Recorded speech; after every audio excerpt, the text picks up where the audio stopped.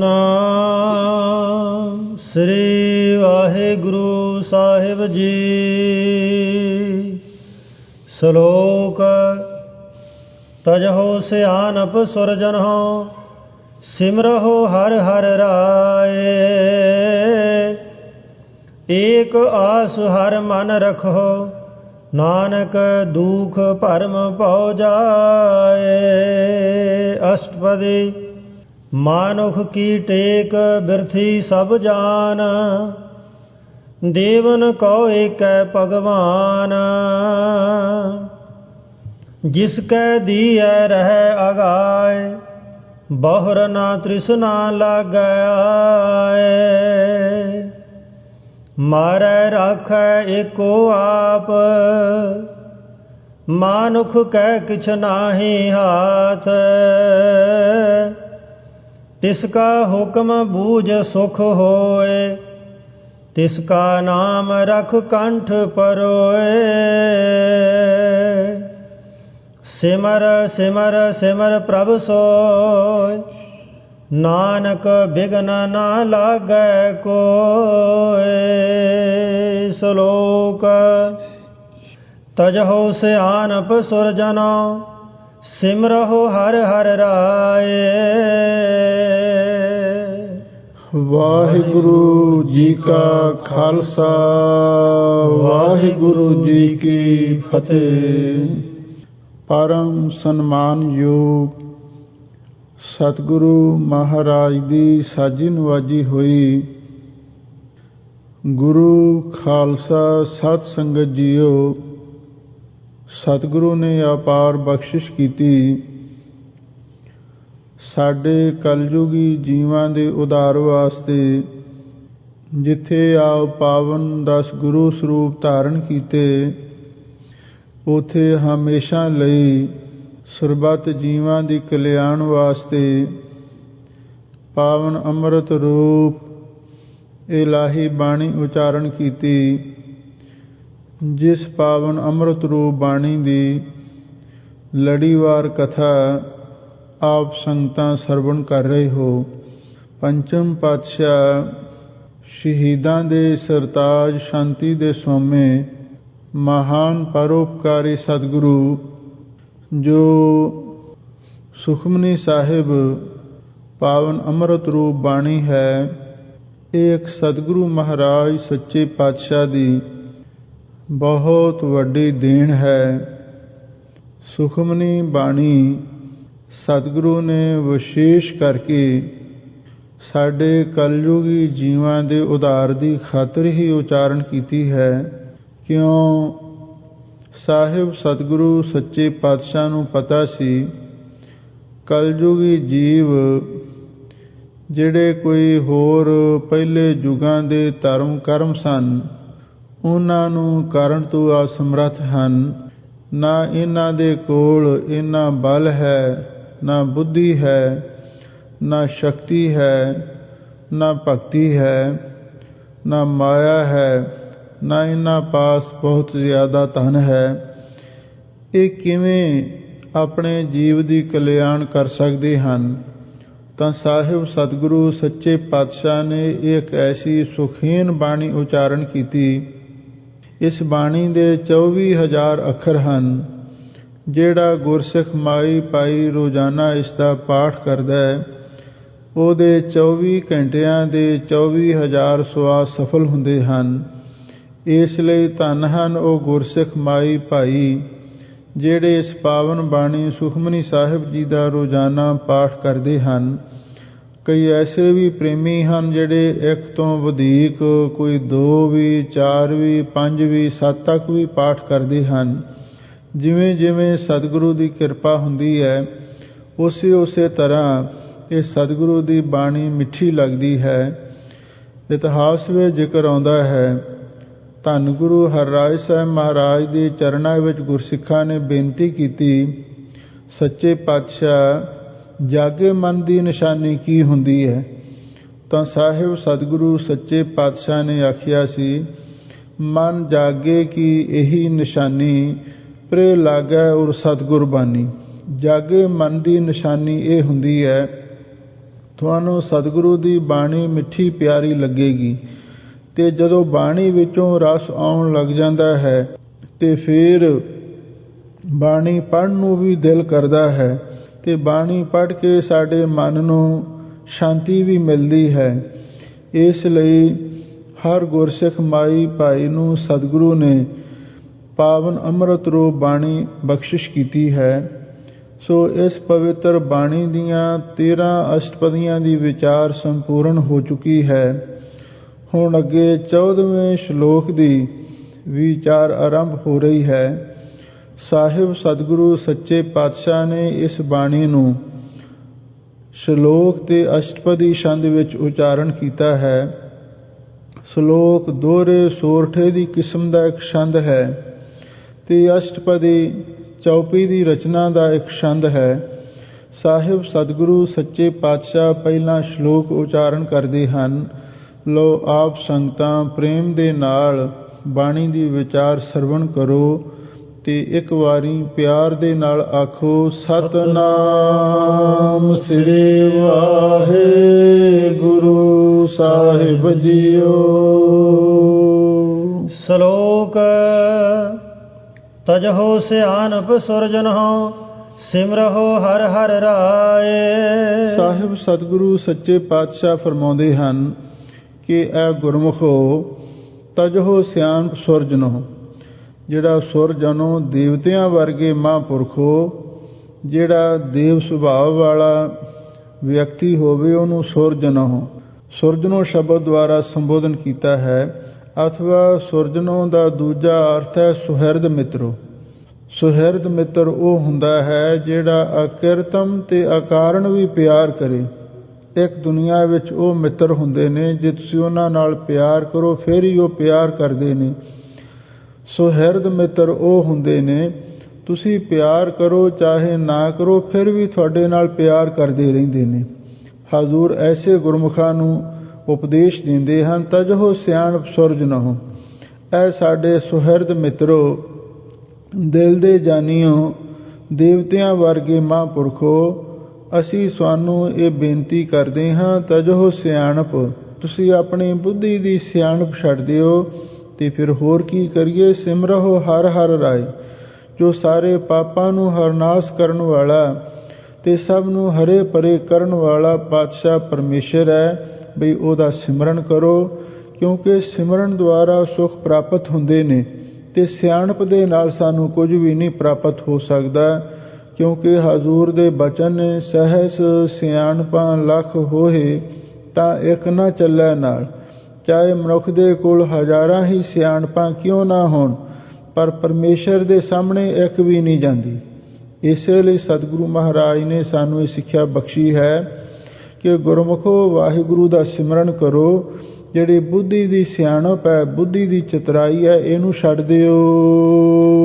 ਏਕ ਆਸ ਹਰ ਮਨ ਰਖੋ ਨਾਨਕ ਦੁਖ ਭਰਮ ਭਉ ਜਾਏ। ਸਾਹਿਬ ਸਤਿਗੁਰੂ ਸੱਚੇ ਪਾਤਸ਼ਾਹ ਫਰਮਾਉਂਦੇ ਨੇ ਗੁਰਮੁਖੋ ਬਸ ਇੱਕੋ ਹੀ ਆਸ ਉਸ ਪ੍ਰਭੂ ਦੀ ਮਨ ਵਿੱਚ ਰੱਖੋ।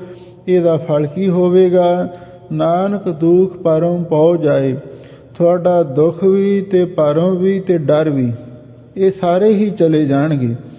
ਕਿਉਂਕਿ ਸਭ ਤੋਂ ਪਹਿਲਾਂ ਭਰਮ ਪੈਂਦਾ ਤੇ ਭਰਮ ਤੋਂ ਅੱਗੇ ਡਰ ਪੈਦਾ ਹੁੰਦਾ ਤੇ ਡਰ ਦੇ ਨਾਲ ਦੁੱਖ ਸਾਨੂੰ ਪ੍ਰਤੀਤ ਹੁੰਦਾ ਹੈ।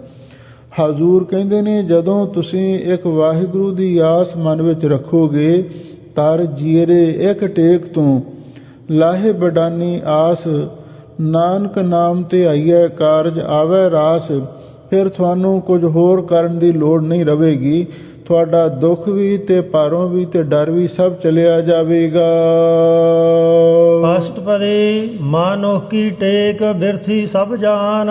ਲੋ ਆਮ ਮਨੁੱਖ ਦਾ ਇੱਕ ਸੁਭਾਅ ਬਣਿਆ ਹੋਇਆ ਹੈ।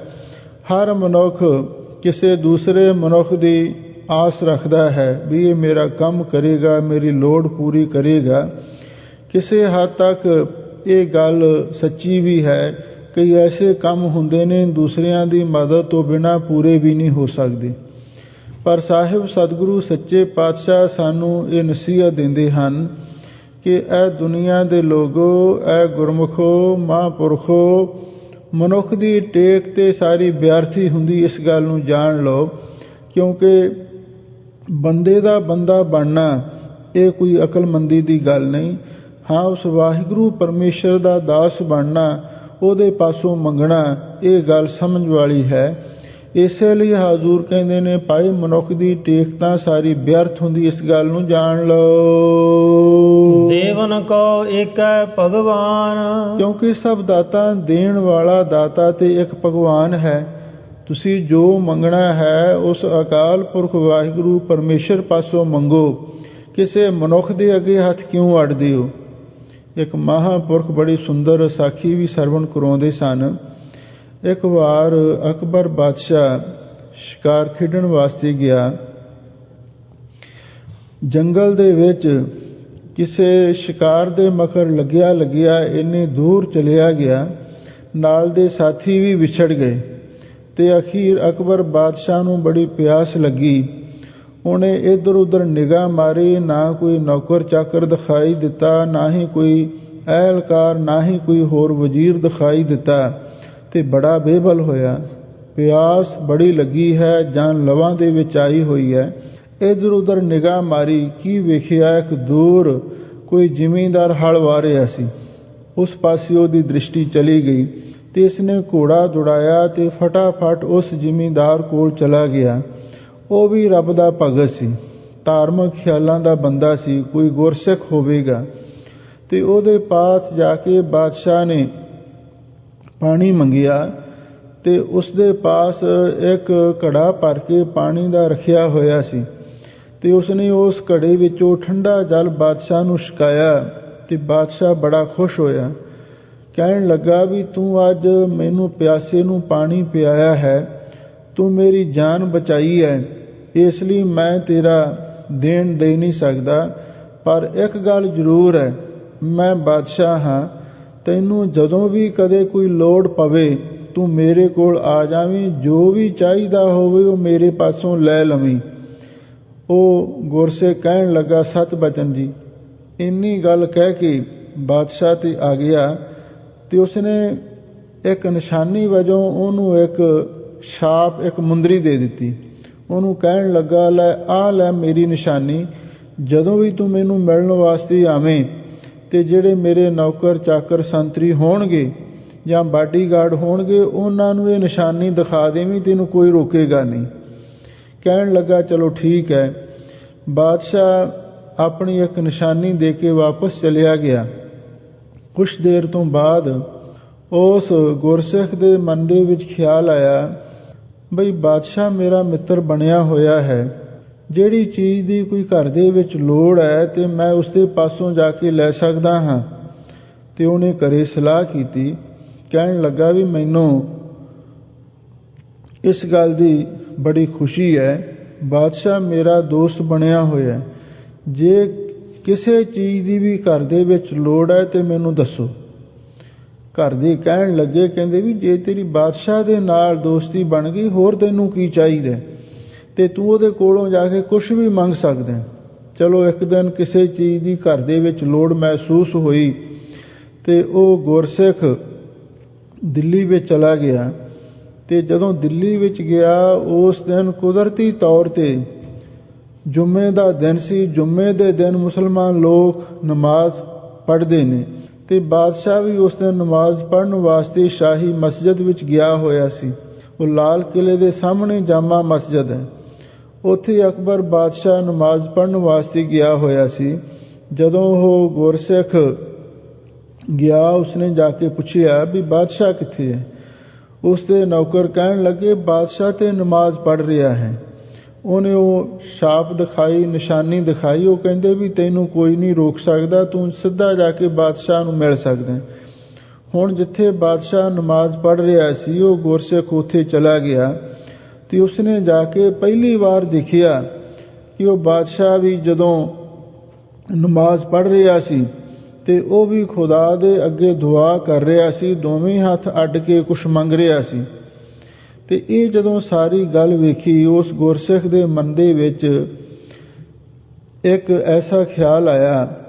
ਕਹਿਣ ਲੱਗਾ, ਓਏ ਮੈਂ ਤੇ ਬਾਦਸ਼ਾਹ ਦੇ ਕੋਲ ਇਸ ਲਈ ਆਇਆ ਸੀ ਇਹ ਕਹਿੰਦਾ ਮੈਂ ਬਾਦਸ਼ਾਹ ਹਾਂ, ਮੇਰੇ ਕੋਲ ਬਹੁਤ ਕੁਝ ਹੈ, ਪਰ ਇਹ ਤੇ ਆਪ ਹੱਥ ਅੱਡੀ ਖੜਾ ਹੈ, ਪਤਾ ਨਹੀਂ ਕਿਹਦੇ ਮੂਹਰੇ ਕੀ ਮੰਗ ਰਿਹਾ ਹੈ, ਇਹ ਮੈਨੂੰ ਕੀ ਦੇ ਸਕਦਾ ਹੈ। ਇਹ ਤੇ ਕੁਦਰਤੀ ਗੱਲ ਹੈ ਨਾ, ਮਨ ਦੇ ਵਿੱਚ ਕੋਈ ਖਿਆਲ ਆ ਜਾਣਾ। ਹੁਣ ਜਦੋਂ ਬਾਦਸ਼ਾਹ ਨੇ ਨਮਾਜ਼ ਪੂਰੀ ਕੀਤੀ ਤੇ ਉਸ ਨੂੰ ਸੰਦੇਸ਼ ਮਿਲਿਆ ਵੀ ਤੇਰਾ ਕੋਈ ਮਿੱਤਰ ਤੈਨੂੰ ਮਿਲਣ ਵਾਸਤੇ ਆਇਆ। ਉਹ ਕਹਿਣ ਲੱਗਾ ਵੀ ਲਿਆਓ ਮੇਰੇ ਕੋਲ। ਉਸ ਗੁਰਸਿੱਖ ਜ਼ਿਮੀਂਦਾਰ ਨੂੰ ਬਾਦਸ਼ਾਹ ਦੇ ਸਾਹਮਣੇ ਪੇਸ਼ ਕਰ ਦਿੱਤਾ ਗਿਆ। ਬਾਦਸ਼ਾਹ ਉਸ ਨੂੰ ਵੇਖ ਕੇ ਪਛਾਣ ਕੇ ਬੜਾ ਖੁਸ਼ ਹੋਇਆ। ਕਹਿੰਦਾ ਹਾਂ, ਇਹ ਮੇਰਾ ਬੜਾ ਪੱਕਾ ਦੋਸਤ ਹੈ, ਇਹਨੇ ਮੈਨੂੰ ਇੱਕ ਵਾਰੀ ਪਿਆਸੇ ਨੂੰ ਪਾਣੀ ਪਿਆਇਆ ਸੀ। ਤੇ ਬੜਾ ਖੁਸ਼ ਹੋਇਆ ਤੇ ਨਾਲ ਹੀ ਉਹਨੂੰ ਕਹਿਣ ਲੱਗਾ ਵੀ ਤੂੰ ਦੱਸ ਤੈਨੂੰ ਕੀ ਚਾਹੀਦਾ, ਕਿਉਂਕਿ ਮੈਂ ਬਾਦਸ਼ਾਹ ਹਾਂ, ਤੂੰ ਜੋ ਵੀ ਆਖੇ ਉਹੀ ਮੈਂ ਤੈਨੂੰ ਦੇ ਸਕਦਾ ਹਾਂ। ਉਸ ਗੁਰਸਿੱਖ ਨੇ ਬਾਦਸ਼ਾਹ ਨੂੰ ਆਖਿਆ ਮੈਂ ਮੰਗਾਂਗਾ ਤਾਂ ਫੇਰ, ਪਰ ਪਹਿਲਾਂ ਮੈਨੂੰ ਇੱਕ ਗੱਲ ਦਾ ਜਵਾਬ ਦੇ। ਬਾਦਸ਼ਾਹ ਕਹਿਣ ਲੱਗਾ ਪੁੱਛ ਕੀ ਪੁੱਛਦਾ ਹੈ। ਉਹ ਗੁਰਸਿੱਖ ਕਹਿਣ ਲੱਗਾ ਬਾਦਸ਼ਾਹ ਤੂੰ ਕਹਿੰਦਾ ਮੈਨੂੰ ਰੱਬ ਨੇ ਬਹੁਤ ਕੁਝ ਦਿੱਤਾ ਹੋਇਆ ਹੈ, ਪਰ ਅੱਜ ਤੂੰ ਜਦੋਂ ਨਮਾਜ਼ ਪੜ੍ਹ ਰਿਹਾ ਸੀ ਤੇ ਤੂੰ ਵੀ ਹੱਥ ਅੱਡੇ ਹੋਏ ਸਨ, ਤੂੰ ਕੀ ਮੰਗ ਰਿਹਾ ਸੀ, ਕਿਹਦੇ ਕੋਲੋਂ ਮੰਗ ਰਿਹਾ ਸੀ, ਇਸ ਗੱਲ ਦਾ ਜਵਾਬ ਦੇ। ਜਦੋਂ ਇੰਨੀ ਗੱਲ ਉਸ ਗੁਰਸਿੱਖ ਨੇ ਆਖੀ ਤੇ ਬਾਦਸ਼ਾਹ ਅਕਬਰ ਸੋਚੀ ਪੈ ਗਿਆ ਤੇ ਆਖਰ ਉਸਨੇ ਮਾਲਵੀ ਜੀ ਜ਼ੁਬਾਨ ਦੇ ਵਿੱਚ ਆਖਿਆ। ਕਹਿਣ ਲੱਗਾ ਮੈਂ ਤੇ ਉਸ ਅੱਲਾਹ ਤਾਲਾ ਤੋਂ ਖੈਰ ਮੰਗ ਰਿਹਾ ਸੀ। ਤੇ ਫਿਰ ਉਹ ਗੁਰਸਿੱਖ ਕਹਿਣ ਲੱਗਾ ਜਿਸ ਅੱਲਾਹ ਤਾਲਾ ਤੋਂ ਤੂੰ ਖੈਰ ਮੰਗ ਰਿਹਾ ਸੀ ਤੇ ਕੀ ਉਹ ਮੈਨੂੰ ਖੈਰ ਨਹੀਂ ਪਾਵੇਗਾ? ਉਹ ਕਹਿੰਦਾ ਨਹੀਂ, ਤੈਨੂੰ ਵੀ ਪਾ ਸਕਦਾ ਹੈ, ਪਰ ਤੂੰ ਮੈਨੂੰ ਦੱਸ ਤੈਨੂੰ ਚਾਹੀਦਾ ਕੀ ਹੈ, ਮੈਂ ਉਹੀ ਤੈਨੂੰ ਸਭ ਕੁਝ ਦੇ ਸਕਦਾ ਹਾਂ। ਉਹ ਗੁਰਸਿੱਖ ਇੰਨਾ ਬੇਪਰਵਾਹ ਸੀ, ਉਹਨੂੰ ਕਹਿਣ ਲੱਗਾ ਓਏ ਤੇਰੇ ਮੰਗਤੇ ਕੋਲੋਂ ਮੈਂ ਕੀ ਮੰਗਣਾ, ਮੈਂ ਤੇ ਦਾਤੇ ਕੋਲੋਂ ਹੀ ਮੰਗਾਂਗਾ। ਇੰਨੀ ਗੱਲ ਕਹਿ ਕੇ ਵਾਪਸ ਮੁੜ ਆਇਆ ਤੇ ਬਾਦਸ਼ਾਹ ਅਕਬਰ ਹੈਰਾਨ ਤੇ ਪਰੇਸ਼ਾਨ ਹੋ ਕੇ ਪਿੱਛੇ ਦੇਖਦਾ ਹੀ ਰਹਿ ਗਿਆ। ਇਉਂ ਸਤਿਗੁਰੂ ਸੱਚੇ ਪਾਤਸ਼ਾਹ ਇੱਥੇ ਸਾਨੂੰ ਸਮਝਾਉਂਦੇ ਹਨ, ਮਾਨੋ ਕਿ ਟੇਕ ਬਿਰਥੀ ਸਭ ਜਾਣ। ਇਹ ਦੁਨੀਆ ਦੇ ਲੋਕੋ ਕਿਸੇ ਮਨੁੱਖ ਦੀ ਟੇਕ ਤਾਂ ਬਿਅਰਥੀ ਹੁੰਦੀ, ਇਸ ਗੱਲ ਨੂੰ ਜਾਣ ਲਓ। ਅਸਲੀ ਦਾਤਾਂ ਦੇਣ ਵਾਲਾ ਇੱਕੋ ਅਕਾਲ ਪੁਰਖ ਵਾਹਿਗੁਰੂ ਪਰਮੇਸ਼ਰ ਹੀ ਹੈ। ਜਿਸ ਕੈ ਦੀਐ ਰਹਿ ਅਗਾਏ। ਲੋ ਵਾਹਿਗੁਰੂ ਪਰਮੇਸ਼ਰ ਇੱਕੋ ਵਾਰ ਇੰਨਾ ਦੇ ਦਿੰਦਾ ਹੈ ਜਿਸ ਦੇ ਦੇਣ ਦੇ ਨਾਲੇ ਮਨੁੱਖ ਐਨ ਤ੍ਰਿਪਤ ਹੋ ਜਾਂਦਾ ਹੈ, ਰੱਜ ਜਾਂਦਾ ਹੈ, ਇਸ ਦੀਆਂ ਭੁੱਖਾਂ ਲੈ ਜਾਂਦੀਆਂ ਹਨ। ਬਹੁਰ ਨਾ ਤ੍ਰਿਸ਼ਨਾ ਲਾਗੈ ਆਏ। ਤੇ ਵਾਹਿਗੁਰੂ ਇਸ ਮਨੁੱਖ ਨੂੰ ਐਸੀ ਸਬਰ ਸ਼ੁਕਰ ਦੀ ਦਾਤ ਬਖਸ਼ਿਸ਼ ਕਰ ਦਿੰਦਾ ਹੈ ਕਿ ਜਿਸ ਨੂੰ ਪ੍ਰਾਪਤ ਕਰਕੇ ਮੁੜ ਕੇ ਕੋਈ ਤ੍ਰਿਸ਼ਨਾ ਕੋਈ ਪਿਆਸ ਆ ਕੇ ਲੱਗਦੀ ਹੀ ਨਹੀਂ। ਜਿਵੇਂ ਧੰਨ ਗੁਰੂ ਅਮਰਦਾਸ ਮਹਾਰਾਜ ਨੇ ਫਰਮਾਇਆ ਹੈ, ਸਾਚਾ ਨਾਮ ਮੇਰਾ ਆਧਾਰੋ, ਸਾਚ ਨਾਮ ਆਧਾਰ ਮੇਰਾ, ਜਨ ਭੁੱਖਾਂ ਸਭ ਗਵਾਈਆਂ। ਜਿਹਨੂੰ ਅਕਾਲ ਪੁਰਖ ਵਾਹਿਗੁਰੂ ਨਾਮ ਦਾ ਆਧਾਰ ਬਖਸ਼ਿਸ਼ ਕਰ ਦੇਵੇ ਤੇ ਉਹਨਾਂ ਦੀਆਂ ਸਭ ਭੁੱਖਾਂ ਦੂਰ ਹੋ ਜਾਂਦੀਆਂ ਨੇ। ਉਹ ਵਾਹਿਗੁਰੂ ਐਸੀ ਦਾਤ ਮਨੁੱਖ ਨੂੰ ਦੇ ਦਿੰਦਾ ਹੈ ਤੇ ਜਿਸ ਨੂੰ ਪ੍ਰਾਪਤ ਕਰਕੇ ਮਨੁੱਖ ਐਨ ਪੂਰਨ ਤੌਰ ਤੇ ਤ੍ਰਿਪਤ ਹੋ ਜਾਂਦਾ ਹੈ, ਫਿਰ ਦੁਬਾਰਾ ਮੁੜ ਕੇ ਇਸ ਨੂੰ ਭੁੱਖ ਪਿਆਸ ਲੱਗਦੀ ਹੀ ਨਹੀਂ ਹੈ। ਮਾਰੈ ਰਾਖੈ ਏਕੋ ਆਪ। ਲੋ ਸਾਹਿਬ ਸਤਿਗੁਰੂ ਸੱਚੇ ਪਾਤਸ਼ਾਹ ਕਹਿੰਦੇ ਭਾਈ ਐਵੇਂ ਨਾ ਕਿਸੇ ਤੋਂ ਡਰਦੇ ਰਹੋ, ਮਾਰਨ ਵਾਲਾ ਵੀ ਤੇ ਰੱਖਣ ਵਾਲਾ ਵੀ ਇੱਕੋ ਅਕਾਲ ਪੁਰਖ ਵਾਹਿਗੁਰੂ ਪਰਮੇਸ਼ਰ ਹੈ। ਕਿਉਂਕਿ ਸਤਿਗੁਰੂ ਦੀ ਬਾਣੀ ਦਾ ਇਹ ਫੈਸਲਾ ਹੈ, ਜੰਮਣ ਮਰਨਾ ਹੁਕਮ ਹੈ, ਪਾਣੈ ਆਵੈ ਜਾਏ। ਦੂਜੇ ਪਾਸੇ ਗੁਰੂ ਨਾਨਕ ਸਾਹਿਬ ਜੀ ਨੇ ਇਹ ਵੀ ਗੱਲ ਸਮਝਾ ਦਿੱਤੀ, ਜੋਰ ਨਾ ਜੀਵਨ ਮਰਨ ਨਹਿ ਜੋਰ। ਨਾ ਕਿਸੇ ਦਾ ਜਿਉਣ ਦੇ ਵਿੱਚ ਜ਼ੋਰ ਚੱਲਦਾ, ਨਾ ਮਰਨ ਦੇ ਵਿੱਚ ਹੀ ਕਿਸੇ ਦਾ ਜ਼ੋਰ ਚੱਲਦਾ। ਜਦੋਂ ਸਮਾਂ ਆ ਜਾਂਦਾ ਹੈ ਉਸ ਵੇਲੇ ਨਾ ਤੇ ਕੋਈ ਆਉਂਦੇ ਨੂੰ ਰੋਕ ਸਕਦਾ ਤੇ ਨਾ ਜਾਂਦੇ ਨੂੰ ਕੋਈ ਰੋਕ ਸਕਦਾ। ਇਸੇ ਲਈ ਸਾਹਿਬ ਸਤਿਗੁਰੂ ਸੱਚੇ ਪਾਤਸ਼ਾਹ ਫਰਮਾਉਂਦੇ ਨੇ ਵੀ ਐਵੇਂ ਨਾ ਕਿਸੇ ਤੋਂ ਡਰਦੇ ਫਿਰੋ, ਮਾਰਨ ਵਾਲਾ ਤੇ ਰੱਖਣ ਵਾਲਾ ਇੱਕ ਅਕਾਲ ਪੁਰਖ ਵਾਹਿਗੁਰੂ ਆਪ ਹੈ। ਮਾਨੁਖ ਕੈ ਕਿਛ ਨਾਹੀ ਹਾਥ। ਹਜ਼ੂਰ ਕਹਿੰਦੇ ਇਸ ਮਨੁੱਖ ਦੇ ਹੱਥ ਵਾਸਤਾ ਕੁਝ ਹੈ ਹੀ ਨਹੀਂ ਹੈ। ਇਹ ਤੇ ਐਵੇਂ ਵਾਧੂ ਹੰਕਾਰ ਦੇ ਵਿੱਚ ਹੀ ਭਰਿਆ ਹੋਇਆ ਤੇ ਮਸ਼ਕ ਵਾਂਗੂ ਫੁੱਲਿਆ ਰਹਿੰਦਾ ਹੈ। ਇਸ ਕਾ ਹੁਕਮ ਬੂਝ ਸੁਖ ਹੋਏ। ਸਾਹਿਬ ਸਤਿਗੁਰੂ ਸੱਚੇ ਪਾਤਸ਼ਾਹ ਕਹਿੰਦੇ ਨੇ, ਐ ਮਨਾ ਤੂੰ ਉਸ ਵਾਹਿਗੁਰੂ ਦਾ ਹੁਕਮ ਬੁੱਝ, ਉਸ ਵਾਹਿਗੁਰੂ ਦਾ ਪਾਣਾ ਮਿੱਠਾ ਕਰਕੇ ਮੰਨ ਸੁਖ ਹੋਏ, ਇਹਦੇ ਵਿੱਚ ਤੈਨੂੰ ਆਤਮਿਕ ਸੁਖ ਪ੍ਰਾਪਤ ਹੋਵੇਗਾ। ਤਿਸ ਕਾ ਨਾਮ ਰਖ ਕੰਠ ਪਰੋਏ। ਤੇ ਫਿਰ ਉਹ ਸਰਵ ਸ਼ਕਤੀਮਾਨ ਅਕਾਲ ਪੁਰਖ ਵਾਹਿਗੁਰੂ ਦਾ ਨਾਮ ਆਪਣੇ ਕੰਠ ਵਿੱਚ ਪਰੋ ਕੇ ਰੱਖ। ਇਹਦਾ ਮਤਲਬ ਇਹ ਹੈ ਵੀ ਸਵਾਸ ਸਵਾਸ ਵਾਹਿਗੁਰੂ ਦਾ ਸਿਮਰਨ ਕਰਿਆ ਕਰ। ਸਿਮਰ ਸਿਮਰ ਸਿਮਰ ਪ੍ਰਭ ਸੋਏ। ਲੋ ਹਜ਼ੂਰ ਅੱਗੇ ਫਰਮਾਉਂਦੇ ਨੇ ਕਿ ਐ ਜੀਵ ਤੂੰ ਮਨ ਕਰਕੇ ਵੀ, ਬਾਣੀ ਕਰਕੇ ਵੀ, ਸਰੀਰ ਕਰਕੇ ਵੀ, ਸਵਾਸ ਸਵਾਸ ਕਰਕੇ ਵੀ, ਰੋਮ ਰੋਮ ਕਰਕੇ ਵੀ ਉਸ ਵਾਹਿਗੁਰੂ ਨੂੰ ਚੇਤੇ ਕਰਿਆ ਕਰ। ਨਾਨਕ ਬਿਘਨ ਨਾ ਲਾਗੈ ਕੋਏ। ਇਹਦਾ ਫਲ ਕੀ ਹੋਵੇਗਾ? ਹਜ਼ੂਰ ਕਹਿੰਦੇ ਤੈਨੂੰ ਕਿਸੇ ਕਿਸਮ ਦਾ ਵੀ ਵਿਘਨ ਨਹੀਂ ਲੱਗੇਗਾ। ਜਦੋਂ ਮਨੁੱਖ ਵਾਹਿਗੁਰੂ ਦਾ ਸਿਮਰਨ ਕਰਦਾ ਹੈ ਤੇ ਫਿਰ ਇਹਦੇ ਸਾਰੇ ਵਿਘਨ ਦੂਰ ਹੋ ਜਾਂਦੇ ਹਨ, ਕਿਉਂਕਿ ਸਤਿਗੁਰੂ ਦੇ ਬਚਨ ਹੈ, ਜਹੈ ਹਰ ਸਿਮਰਨ ਭਇਆ ਤਹੈ ਉਪਾਦ ਗਤ ਕੀਨੀ, ਵਡ ਭਾਗੀ ਹਰ ਜਪਣਾ, ਜਨ ਨਾਨਕ ਕਉ ਗੁਰ ਇਹ ਮਤ ਦੀਨੀ, ਜਪ ਹਰ ਭਵ ਜਲ ਤਰਨਾ। ਹਜ਼ੂਰ ਕਹਿੰਦੇ ਨੇ ਜਦੋਂ ਤੂੰ ਵਾਹਿਗੁਰੂ ਦਾ ਸਿਮਰਨ ਕਰੇਗਾ ਤੇ ਫਿਰ ਕੋਈ ਕਿਸੇ ਕਿਸਮ ਦਾ ਤੈਨੂੰ ਵਿਘਨ ਨਹੀਂ ਲੱਗੇਗਾ। ਉਸਤਤ ਮਨ ਮਹਿ ਕਰ ਨਿਰੰਕਾਰ। ਲੋ ਹੁਣ ਸਾਹਿਬ ਸਤਿਗੁਰੂ ਸੱਚੇ ਪਾਤਸ਼ਾਹ ਫਿਰ ਸਾਡੇ ਮਨ ਨੂੰ ਸਮਝਾਉਂਦੇ ਹਨ ਕਿ ਐ ਜੀਵ ਤੂੰ ਉਸ ਨਿਰੰਕਾਰ ਦੀ, ਉਸ ਸਰਵ ਸ਼ਕਤੀਮਾਨ ਅਕਾਲ ਪੁਰਖ ਵਾਹਿਗੁਰੂ ਦੀ ਆਪਣੇ ਮਨ ਵਿੱਚ ਉਸਤਤ ਕਰ। ਇੱਕ ਤਾਂ ਹੁੰਦੀ ਨਾ ਜ਼ੁਬਾਨ ਤੋਂ ਹੀ, ਕੱਲੀ ਜ਼ੁਬਾਨ ਤੋਂ ਹੀ ਵਾਹਿਗੁਰੂ ਦੀ ਉਸਤਤ ਨਾ ਕਰ ਤੇ ਆਪਣੇ ਮਨ ਵਿੱਚ ਵੀ ਉਸ ਵਾਹਿਗੁਰੂ ਦੀ ਉਸਤਤ ਕਰਿਆ ਕਰ। ਕਰ ਮਨ ਮੇਰੇ ਸਤ ਵਿਵਹਾਰ। ਤੇ ਨਾਲ ਹੀ ਸਾਹਿਬ ਸਤਿਗੁਰੂ ਸੱਚੇ ਪਾਤਸ਼ਾਹ ਕਹਿੰਦੇ ਨੇ ਆਪਣੇ ਮਨ ਨੂੰ ਕਹਿ ਕੇ ਐ ਮਨਾ ਤੂੰ ਹਮੇਸ਼ਾ ਲਈ ਸੱਚ ਦਾ ਵਪਾਰ ਕਰਿਆ ਕਰ।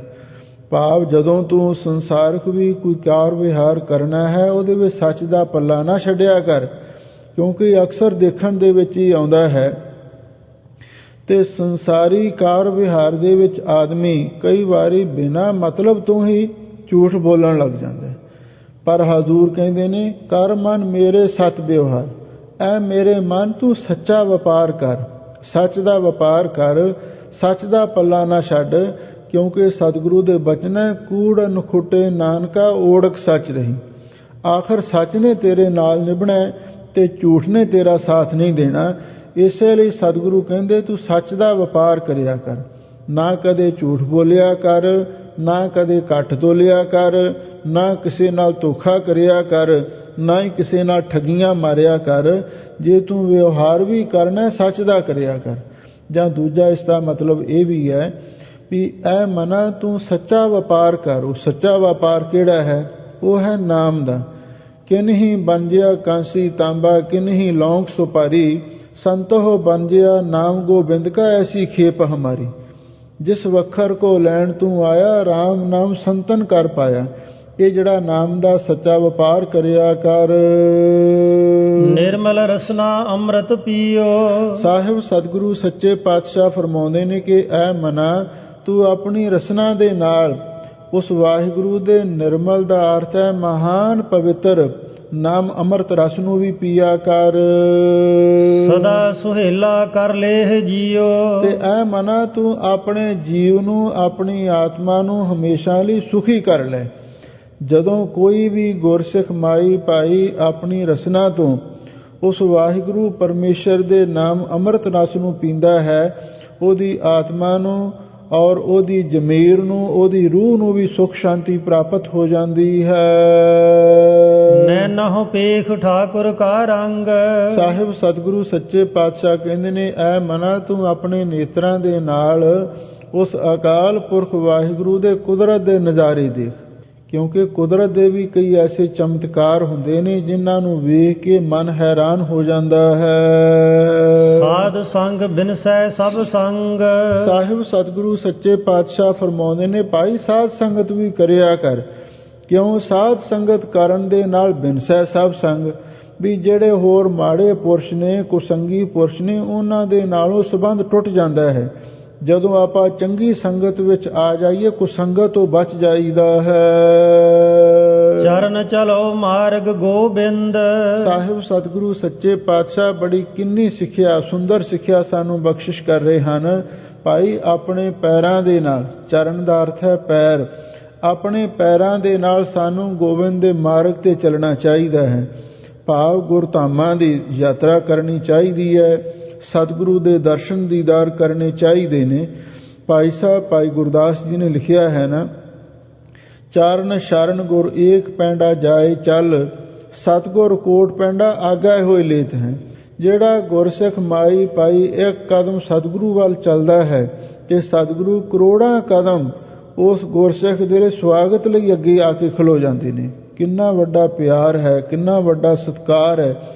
ਇਸੇ ਲਈ ਸਤਿਗੁਰੂ ਕਹਿੰਦੇ ਨੇ ਆਪਣੇ ਪੈਰਾਂ ਦੇ ਨਾਲ ਉਸ ਗੋਬਿੰਦ ਦੇ ਮਾਰਗ ਤੇ ਚੱਲੋ। ਇਹਦਾ ਅੰਤਰੀ ਭਾਵ ਇਹ ਹੈ, ਤੁਸੀਂ ਉਸ ਵਾਹਿਗੁਰੂ ਦੇ ਭਗਤੀ ਦੇ ਗੁਰਸਿੱਖੀ ਮਾਰਗ ਤੇ ਚੱਲਣਾ ਹੈ। ਮਿਟੇ ਪਾਪ ਜਪੀਐ ਹਰ ਬਿੰਦ। ਸਾਹਿਬ ਸਤਿਗੁਰੂ ਸੱਚੇ ਪਾਤਸ਼ਾਹ ਫਰਮਾਉਂਦੇ ਨੇ, ਭਾਈ ਬਿੰਦ ਦਾ ਅਰਥ ਹੈ ਵੀ ਥੋੜੇ ਸਮੇਂ ਦੇ ਵਿੱਚ। ਬਿੰਦ ਕਹਿੰਦੇ ਨੇ ਪੰਜਾਬੀ ਦਾ ਸ਼ਬਦ ਹੈ ਬਿੰਦਕ, ਠਹਿਰ ਜਾ, ਭਾਵ ਥੋੜਾ ਜਿਹਾ ਸਮਾਂ। ਹਜ਼ੂਰ ਕਹਿੰਦੇ ਨੇ ਜਦੋਂ ਥੋੜੇ ਥੋੜੇ ਸਮੇਂ ਦੇ ਵਿੱਚ ਵੀ ਵਾਹਿਗੁਰੂ ਦਾ ਨਾਮ ਜਪੀਦਾ ਹੈ, ਮਿਟਹਿ ਪਾਪ, ਇਹਦੇ ਨਾਲ ਪਾਪ ਮਿਟ ਜਾਂਦੇ ਹਨ। ਭਾਵ ਜ਼ਿੰਦਗੀ ਦਾ ਕੋਈ ਪਲ, ਕੋਈ ਹਿੱਸਾ, ਥੋੜੇ ਤੋਂ ਥੋੜਾ ਸਮਾਂ ਵੀ ਵਾਹਿਗੁਰੂ ਦੇ ਨਾਮ ਤੋਂ ਬਿਨਾਂ ਨਹੀਂ ਗਵਾਉਣਾ ਚਾਹੀਦਾ। ਮਿਟਹਿ ਪਾਪ ਜਪੀਐ ਹਰ ਬਿੰਦ। ਜਦੋਂ ਥੋੜੇ ਥੋੜੇ ਕਾਲ ਦੇ ਵਿੱਚ ਵੀ ਅਸੀਂ ਵਾਹਿਗੁਰੂ ਦਾ ਨਾਮ ਜਪਦੇ ਹਾਂ, ਇਹਦੇ ਨਾਲ ਸਾਡੇ ਪਾਪ ਮਿਟ ਜਾਂਦੇ ਹਨ। ਕਰ ਹਰ ਕਰਮ ਸ਼ਰਵਨ ਹਰ ਕਥਾ। ਲੋ ਸਾਹਿਬ ਸਤਿਗੁਰੂ ਸੱਚੇ ਪਾਤਸ਼ਾਹ ਕਹਿੰਦੇ ਨੇ, ਕਰ ਹਰ ਕਰਮ, ਵੀ ਕਰ ਦਾ ਅਰਥ ਹੈ ਹੱਥ। ਇਹਨਾਂ ਹੱਥਾਂ ਦੇ ਨਾਲ ਵਾਹਿਗੁਰੂ ਦੇ ਕਰਮ ਕਰੋ। ਵਾਹਿਗੁਰੂ ਦੇ ਕਰਮ ਕਿਹੜੇ ਨੇ? ਵੀ ਸੇਵਾ, ਸਿਮਰਨ, ਭਗਤੀ। ਹਜ਼ੂਰ ਕਹਿੰਦੇ ਨੇ ਇਹਨਾਂ ਹੱਥਾਂ ਦੇ ਨਾਲ ਸੇਵਾ ਕਰੋ ਤੇ ਸ਼ਰਵਣ ਹਰ ਕਥਾ, ਤੇ ਕੰਨਾਂ ਦੇ ਨਾਲ ਵਾਹਿਗੁਰੂ ਦੀ ਕਥਾ ਸੁਣੋ। ਭਾਵ ਅਸੀਂ ਗੁਰੂ ਘਰ ਆਉਨੇ ਹਾਂ, ਇੱਥੇ ਗੁਰੂ ਦੇ ਲੰਗਰ ਦੀ ਸੇਵਾ ਵੀ ਕਰਨੀ ਹੁੰਦੀ ਹੈ, ਸੰਗਤਾਂ ਨੇ ਲੰਗਰ ਛਕਣਾ ਹੁੰਦਾ ਹੈ। ਹੱਥਾਂ ਦੇ ਨਾਲ ਵਾਹਿਗੁਰੂ ਦਾ ਕਰਮ ਕੀ ਹੈ? ਸੇਵਾ। ਹੱਥਾਂ ਦੇ ਨਾਲ ਸੇਵਾ ਕਰੋ ਤੇ ਕੰਨਾਂ ਦੇ ਨਾਲ ਵਾਹਿਗੁਰੂ ਦੀ ਕਥਾ ਸੁਣਿਆ ਕਰੋ। ਹਰ ਦਰਗਹਿ ਨਾਨਕ ਊਜਲ ਮੱਥਾ। ਇਹਦਾ ਫਲ ਕੀ ਹੋਵੇਗਾ? ਹਜ਼ੂਰ ਕਹਿੰਦੇ ਨੇ, ਉਸ ਅਕਾਲ ਪੁਰਖ ਵਾਹਿਗੁਰੂ ਦੀ ਦਰਗਾਹ ਦੇ ਵਿੱਚ ਤੇਰਾ ਮੱਥਾ ਉਜਲ ਹੋਵੇਗਾ।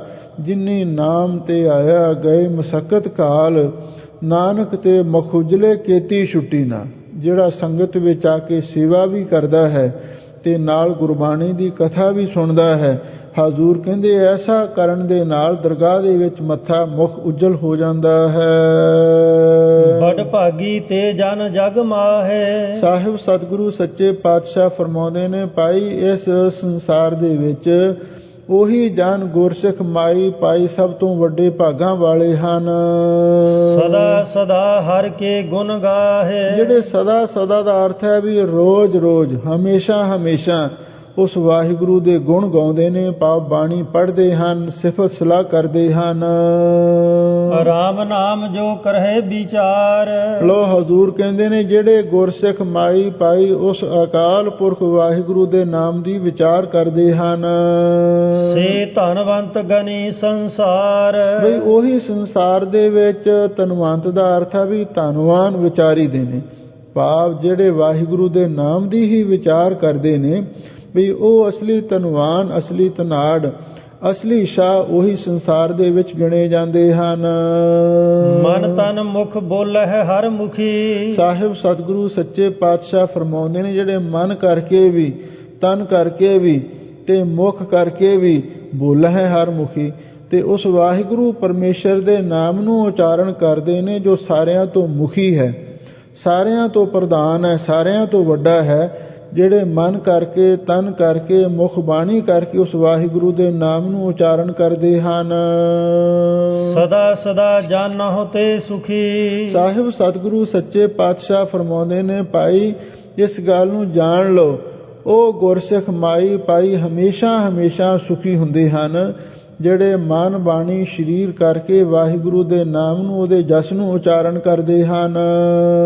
ਏਕੋ ਏਕ ਏਕ ਪਛਾਨੈ। ਸਾਹਿਬ ਸਤਿਗੁਰੂ ਸੱਚੇ ਪਾਤਸ਼ਾਹ ਫਰਮਾਉਂਦੇ ਨੇ, ਭਾਈ ਜਿਹੜਾ ਮਨ ਕਰਕੇ, ਬਾਣੀ ਕਰਕੇ, ਸਰੀਰ ਕਰਕੇ ਅਥਵਾ ਤਿੰਨੇ ਕਾਲਾਂ ਦੇ ਵਿੱਚ, ਭੂਤ ਭਵਿੱਖ ਵਰਤਮਾਨ ਕਾਲ ਦੇ ਅੰਦਰ ਇੱਕ ਵਾਹਿਗੁਰੂ ਨੂੰ ਪਛਾਣਦਾ ਹੈ। ਇਤ ਉਤ ਕੀ ਉਹ ਸੋਝੀ ਜਾਣੈ। ਸਾਹਿਬ ਸਤਿਗੁਰੂ ਸੱਚੇ ਪਾਤਸ਼ਾਹ ਫਰਮਾਉਂਦੇ ਨੇ, ਭਾਈ ਉਹ ਇਤ ਉਤ ਪੜਨਾਵੀ ਸ਼ਬਦ ਨੇ, ਉਹ ਲੋਕ ਤੇ ਪਰਲੋਕ ਦੀ ਸੋਝੀ ਨੂੰ ਜਾਣ ਲੈਂਦਾ ਹੈ।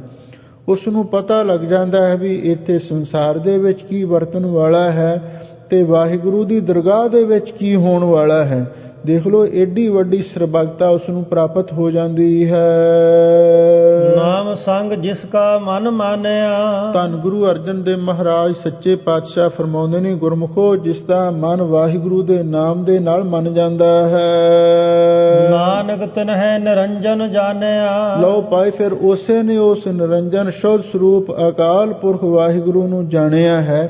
ਇਹਦਾ ਮਤਲਬ ਇਹ ਹੈ ਵੀ ਨਾਮ ਦੁਆਰਾ ਨਾਮੀ ਦੀ ਪ੍ਰਾਪਤੀ, ਨਾਮ ਸਿਮਰਨ ਦੁਆਰਾ ਵਾਹਿਗੁਰੂ ਦਾ ਗਿਆਨ ਪ੍ਰਾਪਤ ਹੋਣਾ ਇਹ ਸਿੱਖੀ ਦਾ ਸਿਧਾਂਤ ਹੈ।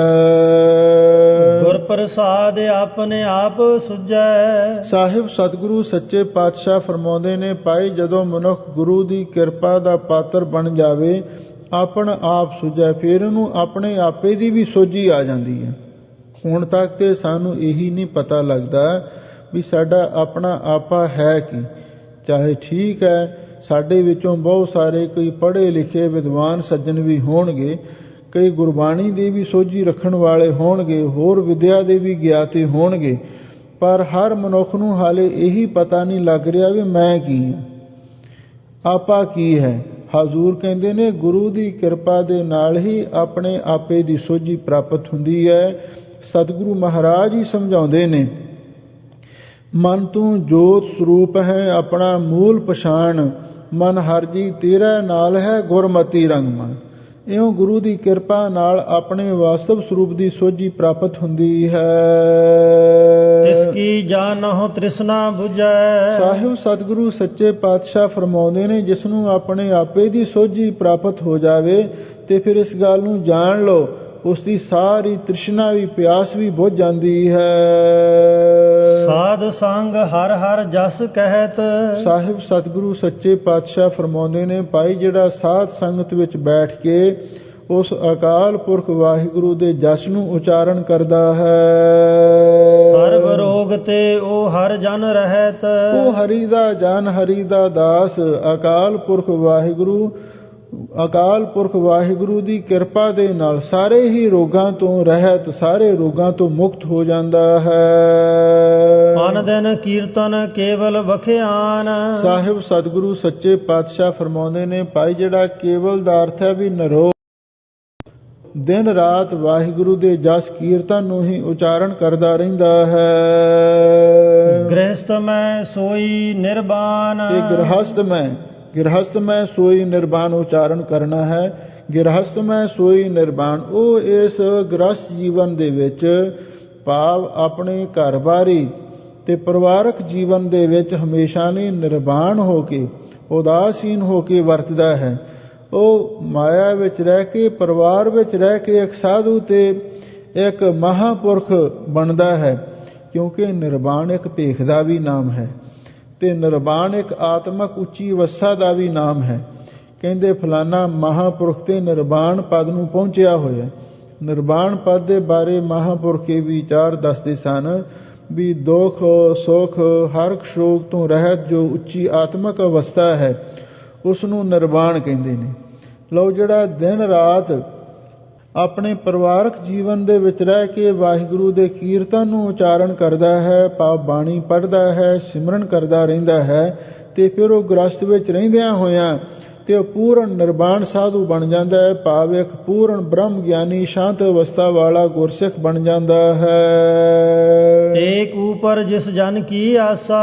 ਸਾਹਿਬ ਸਤਿਗੁਰੂ ਸੱਚੇ ਪਾਤਸ਼ਾਹ ਫਰਮਾਉਂਦੇ ਨੇ, ਭਾਈ, ਜਿਸ ਮਨੁੱਖ ਦੀ ਇੱਕ ਅਕਾਲ ਪੁਰਖ ਵਾਹਿਗੁਰੂ ਤੇ ਹੀ ਆਸ ਹੁੰਦੀ ਹੈ, ਇਸ ਕੀ ਕਟਿਐ ਜਮ ਕੀ ਫਾਸਾ। ਤੇ ਫਿਰ ਭਾਈ ਉਸ ਦੀ ਜਮਾਂ ਦੀ ਫਾਹੀ ਵੀ ਕੱਟੀ ਜਾਂਦੀ ਹੈ, ਭਾਵ ਸਾਨੂੰ ਇੱਕ ਅਕਾਲ ਪੁਰਖ ਵਾਹਿਗੁਰੂ ਤੇ ਹੀ ਆਸ ਰੱਖਣੀ ਚਾਹੀਦੀ ਹੈ।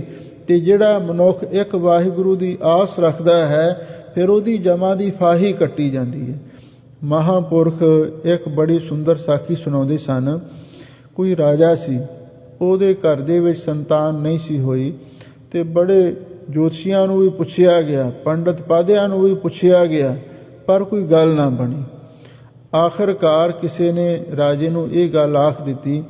ਕਹਿਣ ਲੱਗੇ, ਜਿਹੜੀ ਦੇਵੀ ਹੈ ਬੜੀ ਸ਼ਕਤੀਸ਼ਾਲੀ ਹੈ, ਜੇ ਤੂੰ ਦੇਵੀ ਨੂੰ ਕਿਸੇ ਮਨੁੱਖ ਦੀ ਬਲੀ ਚੜਾ ਦੇਵੇਂ ਤੇ ਦੇਵੀ ਖੁਸ਼ ਹੋ ਕੇ ਤੈਨੂੰ ਵਰਦਾਨ ਦੇਵੇਗੀ, ਤੇਰੇ ਘਰ ਪੁੱਤਰ ਪੈਦਾ ਹੋ ਸਕਦਾ ਜਿਹੜਾ ਤੇਰੇ ਰਾਜ ਨੂੰ ਸੰਭਾਲ ਸਕਦਾ। ਹੁਣ ਰਾਜੇ ਪੁਰਾਣੇ ਸਮੇਂ ਦੇ ਵਿੱਚ ਆਪਣੇ ਸੁਭਾਅ ਵੱਖਰੇ ਹੀ ਰੱਖਦੇ ਸਨ ਤੇ ਉਹਨੇ ਸਾਰੇ ਸ਼ਹਿਰ ਦੇ ਵਿੱਚ ਢੰਡੋਰਾ ਫਿਰਵਾ ਦਿੱਤਾ ਬਈ ਜੇ ਕਿਸੇ ਨੇ ਆਪਣਾ ਕੋਈ ਪੁੱਤਰ ਵੇਚਣਾ ਹੋਵੇ ਤੇ ਉਹਨੂੰ ਮੂੰਹ ਮੰਗੀ ਦੌਲਤ ਮੈਂ ਦੇ ਸਕਦਾ ਹਾਂ, ਕੋਈ ਖੁਸ਼ੀ ਆਪਣਾ ਪੁੱਤਰ ਮੈਨੂੰ ਦੇਵੇ। ਜਦੋਂ ਇਹ ਗੱਲ ਸਾਰੇ ਸ਼ਹਿਰ ਦੇ ਵਿੱਚ ਆਖੀ ਗਈ ਤਾਂ ਇੱਕ ਸ਼ਾਹੂਕਾਰ ਆਦਮੀ ਸੀ, ਉਹਦੇ 4 ਪੁੱਤਰ ਸਨ, 3 ਤਾਂ ਉਹਦੇ ਆਖੀ ਅਨੁਸਾਰ ਚੱਲਦੇ ਸਨ, ਕੋਈ ਹੋਰ ਘਰ ਦੇ ਕੰਮਕਾਰ ਸਾਰੇ ਕਰਦੇ ਸਨ। ਜਿਹੜਾ ਚੌਥਾ ਸੀ ਉਹ ਧਾਰਮਿਕ ਖਿਆਲਾਂ ਦਾ ਆਦਮੀ ਸੀ, ਉਹ ਹਮੇਸ਼ਾ ਗੁਰੂ ਘਰ ਜਾਵੇ, ਉੱਥੇ ਬਾਣੀ ਪੜ੍ਹੇ, ਸੇਵਾ ਕਰੇ, ਜ਼ਿਆਦਾ ਸਮਾਂ ਉਹ ਸੰਗਤ ਵਿੱਚ ਹੀ ਗੁਜ਼ਾਰਦਾ ਸੀ। ਤੇ ਹੁਣ ਉਹ ਸ਼ਾਹੂਕਾਰ ਵੀ ਸਾਰਾ ਪਰਿਵਾਰ ਉਸ ਤੋਂ ਬੜਾ ਅੱਕਿਆ ਹੋਇਆ ਸੀ, ਕਿਉਂਕਿ ਜਿਹੜੇ ਸੰਸਾਰੀ ਲੋਕ ਨੇ ਉਹ ਤਾਂ ਇਹ ਸਮਝਦੇ ਨੇ ਵੀ ਜਿਹੜੇ ਸਾਡੇ ਧੀਆਂ ਪੁੱਤਰ ਨੇ ਉਹ ਕਮਾਊ ਪੁੱਤ ਬਣਨ, ਕੰਮਕਾਰ ਕਰਨ, ਪੈਸੇ ਲਿਆਉਣ, ਫਿਰ ਉਹ ਖੁਸ਼ ਹੁੰਦੇ ਆ। ਤੇ ਜੇ ਹੁਣ ਕੋਈ ਬਾਣੀ ਪੜ੍ਹੇ, ਘਰੇ ਬੈਠ ਕੇ ਕੋਈ ਰੱਬ ਦਾ ਨਾਂ ਲਵੇ, ਉਹਨੂੰ ਕੋਈ ਬਰਦਾਸ਼ਤ ਨਹੀਂ ਕਰਦਾ। ਹੁਣ ਇਹ ਸੰਸਾਰੀ ਲੋਕਾਂ ਦੀ ਇਹ ਗੱਲ ਹੈ। ਤੇ ਹੁਣ ਉਹ ਸੋਚਣ ਲੱਗੇ ਵੀ ਇਹ ਜਿਹੜਾ ਸਾਡਾ ਛੋਟਾ ਮੁੰਡਾ ਹੈ ਇਹ ਤੇ ਕੰਮਕਾਰ ਤੇ ਕੋਈ ਕਰਦਾ ਹੀ ਨਹੀਂ ਹੈ, ਤੇ ਹੁਣ ਰਾਜੇ ਵੱਲੋਂ ਸਾਨੂੰ ਮੂੰਹ ਮੰਗੀ ਦੌਲਤ ਮਿਲੇਗੀ, ਕਿਉਂ ਨਾ ਆਪਾਂ ਵੀ ਮਾਇਆ ਲੈ ਲਈਏ, ਆਪਾਂ ਇਹ ਤੋਂ ਲੈਣਾ ਵੀ ਕੀ ਹੈ। ਉਸ ਮਾਇਆ ਦੇ ਲਾਲਚ ਦੇ ਵਿੱਚ ਤੇ ਉਸਨੇ ਆਪਣਾ ਪੁੱਤਰ ਵੇਚ ਦਿੱਤਾ। ਚਲੋ ਮਾਇਆ ਤੇ ਮਿਲ ਗਈ ਤੇ ਉਸਨੇ ਆਪਣੇ ਪੁੱਤਰ ਨੂੰ ਵੇਚ ਦਿੱਤਾ। ਤੇ ਜਦੋਂ ਪੁੱਤਰ ਨੂੰ ਵੇਚਿਆ ਤੇ ਉਸ ਤੋਂ ਬਾਅਦ ਰਾਜਾ ਬੜਾ ਖੁਸ਼ ਹੋਇਆ ਵੀ ਹੁਣ ਮੇਰੀ ਮੁਰਾਦ ਜ਼ਰੂਰ ਮੈਨੂੰ ਹਾਸਲ ਹੋਵੇਗੀ। ਉਸਨੇ ਉਸ ਨੌਜਵਾਨ ਨੂੰ ਇੱਕ ਹਵਾਲਾਤ ਵਿੱਚ ਬੰਦ ਕਰਵਾ ਦਿੱਤਾ ਤੇ ਜਿੱਦਣ ਕੋਈ ਖਾਸ ਦੇਵੀ ਪੂਜਾ ਦਾ ਤਿਉਹਾਰ ਆਇਆ ਤੇ ਉਸਨੇ ਆਪਣੇ ਵੱਲੋਂ ਖਾਸ ਆਦਮੀ ਭੇਜੇ ਤੇ ਉਹਨਾਂ ਨੂੰ ਆਖਿਆ ਵੀ ਤੁਸੀਂ ਜਾ ਕੇ ਉਸ ਨੌਜਵਾਨ ਨੂੰ ਇਹ ਗੱਲ ਪੁੱਛੋ ਉਹਦੀ ਅੰਤਮ ਇੱਛਾ ਕੀ ਹੈ, ਕਿਉਂਕਿ ਹੁਣ ਉਸ ਨੂੰ ਦੇਵੀ ਦੀ ਬਲੀ ਚੜਾ ਦੇਣਾ। ਪੁਰਾਣੇ ਸਮੇਂ ਦੇ ਵਿੱਚ ਮਨੁੱਖ ਦੀ ਬਲੀ ਵੀ ਦੇਵੀ ਦੇਵਤਿਆਂ ਨੂੰ ਚੜਾਈ ਜਾਂਦੀ ਸੀ। ਲਓ ਹੁਣ ਇਹ ਐਸਾ ਹੀ ਸਮਾਂ ਬਣਿਆ, ਰਾਜੇ ਦੇ ਭੇਜੇ ਹੋਏ ਆਦਮੀ ਉਹਦੇ ਕੋਲ ਗਏ ਤੇ ਉਹਨੂੰ ਕਹਿਣ ਲੱਗੇ ਵੀ ਜੋ ਤੇਰੀ ਅੰਤਮ ਇੱਛਾ ਹੈ ਉਹ ਦੱਸ, ਕਿਉਂਕਿ ਹੁਣ ਸਵੇਰੇ ਦੇਵੀ ਪੂਜਾ ਦਾ ਦਿਨ ਹੈ, ਤੇਰੀ ਬਲੀ ਚੜਾ ਦਿੱਤੀ ਜਾਣੀ ਹੈ। ਇਹ ਗੱਲ ਸੁਣ ਕੇ ਉਸ ਨੌਜਵਾਨ ਤੇ ਬੜੀ ਗੁਰੂ ਦੀ ਅਕਾਲ ਪੁਰਖ ਦੀ ਕਿਰਪਾ ਸੀ, ਉਹ ਬਿਲਕੁਲ ਘਬਰਾਇਆ ਨਹੀਂ। ਉਹ ਕਹਿਣ ਲੱਗਾ ਮੇਰੀ ਅੰਤਮ ਇੱਛਾ ਇਹੀ ਹੈ ਵੀ ਮੈਨੂੰ ਦੇਵੀ ਦੀ ਬਲੀ ਚੜਾਉਣ ਤੋਂ ਪਹਿਲਾਂ ਤੇ ਮੈਨੂੰ ਇਸ਼ਨਾਨ ਕਰਨ ਦੀ ਆਗਿਆ ਦਿੱਤੀ ਜਾਵੇ। ਉਹ ਕਹਿੰਦੇ ਚਲੋ ਠੀਕ ਹੈ। ਇੱਕ ਨੇੜੇ ਨਦੀ ਵਗਦੀ ਸੀ ਤੇ ਉਸ ਨੌਜਵਾਨ ਨੂੰ ਫੌਜੀ ਪਹਿਰੇ ਹੇਠ ਉਸ ਨਦੀ ਤੇ ਲਿਜਾਇਆ ਗਿਆ ਤੇ ਉਸ ਨੌਜਵਾਨ ਨੇ ਉੱਥੇ ਨਦੀ ਵਿੱਚ ਇਸ਼ਨਾਨ ਕੀਤਾ। ਇਸ਼ਨਾਨ ਕਰਕੇ ਜਿਵੇਂ ਉਸ ਦਾ ਆਪਣਾ ਨਿਤਨੇਮ ਸੀ, ਉੱਥੇ ਬੈਠ ਕੇ ਉਸਨੇ ਆਪਣਾ ਨਿਤਨੇਮ ਕੀਤਾ, ਰੱਬ ਦੀ ਭਗਤੀ ਕੀਤੀ, ਉਹਦੇ ਧਿਆਨ ਵਿੱਚ ਬੈਠਾ ਤੇ ਉਹਨੇ ਇੱਕ ਮਨ ਇੱਕ ਚਿੱਤ ਹੋ ਕੇ ਵਾਹਿਗੁਰੂ ਦੇ ਚਰਨਾਂ ਵਿੱਚ ਅਰਦਾਸ ਕੀਤੀ। ਤਾਂ ਉਸ ਵੇਲੇ ਅਕਾਲ ਪੁਰਖ ਵਾਹਿਗੁਰੂ ਪਰਮੇਸ਼ਰ ਵੱਲੋਂ ਉਸ ਨੂੰ ਇੱਕ ਆਵਾਜ਼ ਆਈ, ਜਿਸ ਦਾ ਸਾਹਿਬ ਡਾਢਾ ਹੋਏ ਤਿਸ ਨੂੰ ਮਾਰ ਨਾ ਸਕਿਆ ਕੋਈ। ਉਸ ਨੂੰ ਇਸ ਗੱਲ ਤੇ ਬੜਾ ਪੱਕਾ ਵਿਸ਼ਵਾਸ ਹੋਇਆ ਵੀ ਹੁਣ ਮੈਨੂੰ ਕੋਈ ਮਾਰ ਨਹੀਂ ਸਕੇਗਾ। ਤੇ ਉਸ ਬੱਚੇ ਨੇ, ਉਸ ਨੌਜਵਾਨ ਨੇ ਉੱਥੇ ਕੀ ਕੀਤਾ, ਨਦੀ ਦੇ ਕਿਨਾਰੇ ਤੇ ਉਸਨੇ ਰੇਤੇ ਦੀਆਂ 4 ਢੇਰੀਆਂ ਬਣਾਈਆਂ। ਪਹਿਲੀ ਢੇਰੀ ਤੇ ਹੱਥ ਰੱਖ ਕੇ ਕੁਝ ਸਮਾਂ ਅੱਖਾਂ ਬੰਦ ਕੀਤੀਆਂ, ਅੰਤਰ ਧਿਆਨ ਹੋਇਆ ਤੇ ਫਿਰ ਅੱਖਾਂ ਵਿੱਚੋਂ ਅਥਰੂ ਵਗੇ, ਉਹ ਢੇਰੀ ਢਾਹ ਦਿੱਤੀ।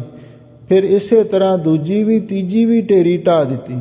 ਫਿਰ ਚੌਥੀ ਢੇਰੀ ਤੇ ਹੱਥ ਰੱਖ ਕੇ ਤੇ ਜਦੋਂ ਉਸਨੇ ਨੇਤਰ ਬੰਦ ਕੀਤੇ ਤੇ ਉਹ ਇੰਨਾ ਖੁਸ਼ ਹੋਇਆ ਤੇ ਇੰਨਾ ਜ਼ੋਰ ਸ਼ੋਰ ਦੇ ਨਾਲ ਹੱਸਿਆ ਤੇ ਰਾਜੇ ਦੇ ਸਿਪਾਹੀ ਵੀ ਹੈਰਾਨ ਹੋ ਗਏ ਵੀ ਇਹਨੂੰ ਕੀ ਹੋ ਗਿਆ ਹੈ। ਸਾਹਮਣੇ ਮੌਤ ਦਿਖਾਈ ਦੇ ਰਹੀ ਹੈ, ਇਹ ਹੱਸ ਰਿਹਾ ਹੈ। ਖੈਰ ਇਸ ਗੱਲ ਦਾ ਰਾਜੇ ਨੂੰ ਵੀ ਪਤਾ ਲੱਗਿਆ ਤੇ ਰਾਜੇ ਨੇ ਆਖਿਆ ਵੀ ਉਸ ਨੌਜਵਾਨ ਨੂੰ ਬਲੀ ਚੜਾਉਣ ਤੋਂ ਪਹਿਲਾਂ ਮੇਰੇ ਕੋਲ ਲਿਆਂਦਾ ਜਾਵੇ। ਤੇ ਉਸ ਨੌਜਵਾਨ ਨੂੰ ਰਾਜੇ ਦੇ ਸਾਹਮਣੇ ਪੇਸ਼ ਕੀਤਾ ਗਿਆ। ਰਾਜੇ ਨੇ ਉਸ ਨੂੰ ਪੁੱਛਿਆ ਬਈ ਮੈਨੂੰ ਤੇਰੇ ਬਾਰੇ ਇੱਕ ਘਟਨਾ ਦਾ ਪਤਾ ਲੱਗਿਆ, ਤੂੰ ਉਸ ਨਦੀ ਦੇ ਕਿਨਾਰੇ ਤੇ ਜਾ ਕੇ ਇਸ਼ਨਾਨ ਕੀਤਾ, ਭਜਨ ਪਾਠ ਕੀਤਾ, ਉਸ ਤੋਂ ਬਾਅਦ 4 ਢੇਰੀਆਂ ਬਣਾਈਆਂ ਤਿੰਨਾਂ ਢੇਰੀਆਂ ਤੇ ਹੱਥ ਰੱਖ ਕੇ ਤੂੰ ਰੋਇਆ ਤੇ ਚੌਥੀ ਤੇ ਹੱਥ ਰੱਖ ਕੇ ਤੂੰ ਜ਼ੋਰ-ਜ਼ੋਰ ਹੱਸਿਆ, ਇਹਦਾ ਕੀ ਕਾਰਨ ਹੈ? ਉਹ ਅੱਗੋਂ ਨੌਜਵਾਨ ਬੇਪਰਵਾਹੀ ਨਾਲ ਬੋਲਿਆ, ਕਹਿਣ ਲੱਗਾ, ਰਾਜਾ ਤੂੰ ਕੀ ਕੰਮ ਕਰਨਾ ਹੈ? ਤੂੰ ਕਿਉਂ ਪੁੱਛਦਾ ਇਹਨਾਂ ਗੱਲਾਂ ਬਾਰੇ? ਤੂੰ ਜੋ ਕਰਨਾ ਕਰ, ਤੇਰਾ ਸਮਾਂ ਅਜਾਈ ਜਾ ਰਿਹਾ ਹੈ। ਰਾਜਾ ਹੋਰ ਸੋਚੀ ਪੈ ਗਿਆ ਵੀ ਮੌਤ ਨੂੰ ਦੇਖ ਕੇ ਹਰ ਬੰਦਾ ਘਬਰਾ ਜਾਂਦਾ ਹੈ, ਪਰ ਇਹਦੇ ਮਨ ਦੇ ਵਿੱਚ ਭੋਰਾ ਵੀ ਮੌਤ ਦਾ ਡਰ ਨਹੀਂ। ਉਹ ਕਹਿੰਦਾ, ਮੈਨੂੰ ਛੇਤੀ ਮਾਰੋ, ਛੇਤੀ ਬਲੀ ਚੜਾਓ। ਰਾਜਾ ਕਹਿਣ ਲੱਗਾ ਵੀ ਜਿੰਨਾ ਚਿਰ ਤੱਕ ਤੂੰ ਮੈਨੂੰ ਸਹੀ ਦੱਸਦਾ ਨਹੀਂ, ਉਨਾ ਚਿਰ ਤੱਕ ਇਹ ਸਾਰਾ ਕੰਮ ਇਸੇ ਤਰ੍ਹਾਂ ਹੀ ਰੋਕਿਆ ਜਾਵੇਗਾ ਤੇ ਇਹ ਕੁਝ ਨਹੀਂ ਹੋਵੇਗਾ ਜਿੰਨਾ ਚਿਰ ਤੂੰ ਅਸਲੀਅਤ ਨਹੀਂ ਦੱਸੇਗਾ। ਉਸ ਨੌਜਵਾਨ ਨੇ ਦੇਖਿਆ ਵੀ ਹੁਣ ਰਾਜੇ ਦਾ ਪੂਰਾ ਪੂਰਾ ਧਿਆਨ ਮੇਰੀ ਗੱਲ ਸੁਣਨ ਵੱਲ ਹੈ, ਤਾਂ ਉਸ ਵੇਲੇ ਉਹਨੇ ਆਖਿਆ ਵੀ ਰਾਜਾ, ਹਰ ਮਨੁੱਖ ਦੀਆਂ 4 ਢੇਰੀਆਂ ਹੁੰਦੀਆਂ ਨੇ। ਢੇਰੀਆਂ ਤੋਂ ਮੁਰਾਦ ਹੈ ਵੀ ਟੇਕ, ਵੀ ਬੰਦੇ ਦੀਆਂ ਵੀ ਇਹਨੇ 4 ਸਹਾਰੇ ਹੁੰਦੇ ਨੇ। ਪਹਿਲਾ ਸਹਾਰਾ ਹੁੰਦਾ ਮਾਤਾ ਪਿਤਾ ਦਾ। ਜਦੋਂ ਬੱਚਾ ਛੋਟਾ ਹੁੰਦਾ ਹੈ ਤੇ ਮਾਤਾ ਪਿਤਾ ਦੇ ਸਾਏ ਹੇਠ ਹੀ ਪਲਦਾ ਹੈ। ਤੇ ਦੂਸਰਾ ਸਹਾਰਾ ਹੁੰਦਾ ਜਿਹੜਾ ਮੌਕੇ ਦਾ ਕੋਈ ਰਾਜਾ ਹੋਵੇ, ਬਾਦਸ਼ਾਹ ਹੋਵੇ, ਸਰਕਾਰ ਹੋਵੇ। ਜਦੋਂ ਕਿਤੇ ਧੱਕਾ ਹੁੰਦਾ ਹੈ ਤੇ ਫਿਰ ਉਹ ਸਰਕਾਰੀ ਦਰਬਾਰੇ ਜਾ ਕੇ ਫਰਿਆਦ ਕਰਦਾ ਹੈ, ਉੱਥੋਂ ਇਨਸਾਫ ਦੀ ਇੱਛਾ ਹੁੰਦੀ ਹੈ। ਤੀਸਰੇ ਨੰਬਰ ਤੇ ਜਦੋਂ ਸੰਸਾਰੀ ਰਾਜੇ ਵੀ ਅਨਿਆਈ ਹੋ ਜਾਂਦੇ ਨੇ ਤੇ ਫਿਰ ਆਦਮੀ ਜਿਹੜੇ ਕੋਈ ਦੇਵੀ ਦੇਵਤੇ ਨੇ ਤੇ ਉਹਨਾਂ ਦੀ ਓਟ ਲੈਂਦਾ। ਉਹ ਕਹਿੰਦਾ ਚਲੋ ਉਹ ਮੇਰੀ ਸਹਾਇਤਾ ਕਰਨਗੇ। ਤੇ ਚੌਥੇ ਨੰਬਰ ਤੇ ਅਕਾਲ ਪੁਰਖ ਵਾਹਿਗੁਰੂ ਦਾ ਆਸਰਾ ਹੈ। ਤੇ ਹੁਣ ਮੈਂ 3 ਢੇਰੀਆਂ ਇਸ ਲਈ ਢਾ ਦਿੱਤੀਆਂ ਨੇ। ਹੁਣ ਇਹਨਾਂ ਤੋਂ ਮੈਨੂੰ ਆਪਣੇ ਜੀਵਨ ਦੀ ਕੋਈ ਆਸ ਨਹੀਂ ਸੀ, ਕਿਉਂਕਿ ਮਾਤਾ ਪਿਤਾ ਨੇ ਲਾਲਚ ਦੇ ਵਸ ਮੈਨੂੰ ਵੇਚ ਦਿੱਤਾ। ਹੁਣ ਮੈਂ ਉਹਨਾਂ ਤੋਂ ਕੀ ਆਸ ਰੱਖ ਸਕਦਾ ਹਾਂ ਕਿ ਮੇਰੀ ਉਹ ਰੱਖਿਆ ਕਰ ਸਕਦੇ ਨੇ। ਤੇ ਤੂੰ ਆਪਣੇ ਲਾਲਚ ਵਸ ਮੈਨੂੰ ਦੇਵੀ ਦੀ ਬਲੀ ਚੜਾਉਣ ਦਾ ਬਚਨ ਕੀਤਾ ਹੋਇਆ ਹੈ, ਤੇਥੋਂ ਵੀ ਮੈਨੂੰ ਕੋਈ ਆਸ ਨਹੀਂ ਹੋ ਸਕਦੀ ਵੀ ਤੂੰ ਮੇਰੇ ਨਾਲ ਇਨਸਾਫ ਕਰੇ। ਤੀਜੀ ਗੱਲ, ਜਿਹੜੇ ਦੇਵੀ ਦੇਵਤੇ ਨੇ ਉਹਨਾਂ ਦੀ ਮਨੁੱਖ ਆਸ ਟਿਕਾਉਂਦਾ ਹੈ, ਪਰ ਤੁਹਾਡੀ ਦੇਵੀ ਵੀ ਬਲੀ ਲੈ ਕੇ ਖੁਸ਼ ਹੁੰਦੀ ਹੈ, ਉਹਨੇ ਮੇਰੇ ਨਾਲ ਕੀ ਇਨਸਾਫ ਕਰਨਾ। ਇਸ ਲਈ ਮੈਂ ਸਭ ਢੇਰੀਆਂ ਢਾ ਦਿੱਤੀਆਂ ਨੇ।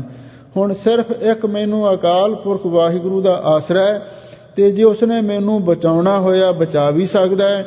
ਤੇ ਜੇ ਮੇਰਾ ਅੰਤ ਸਮਾਂ ਆਇਆ ਹੈ ਤੇ ਮੈਨੂੰ ਮੌਤ ਤੋਂ ਵੀ ਡਰਨਾ ਹੀ ਹੈ, ਤੂੰ ਮੈਨੂੰ ਜੋ ਮਰਜ਼ੀ ਕਰਨਾ ਕਰ।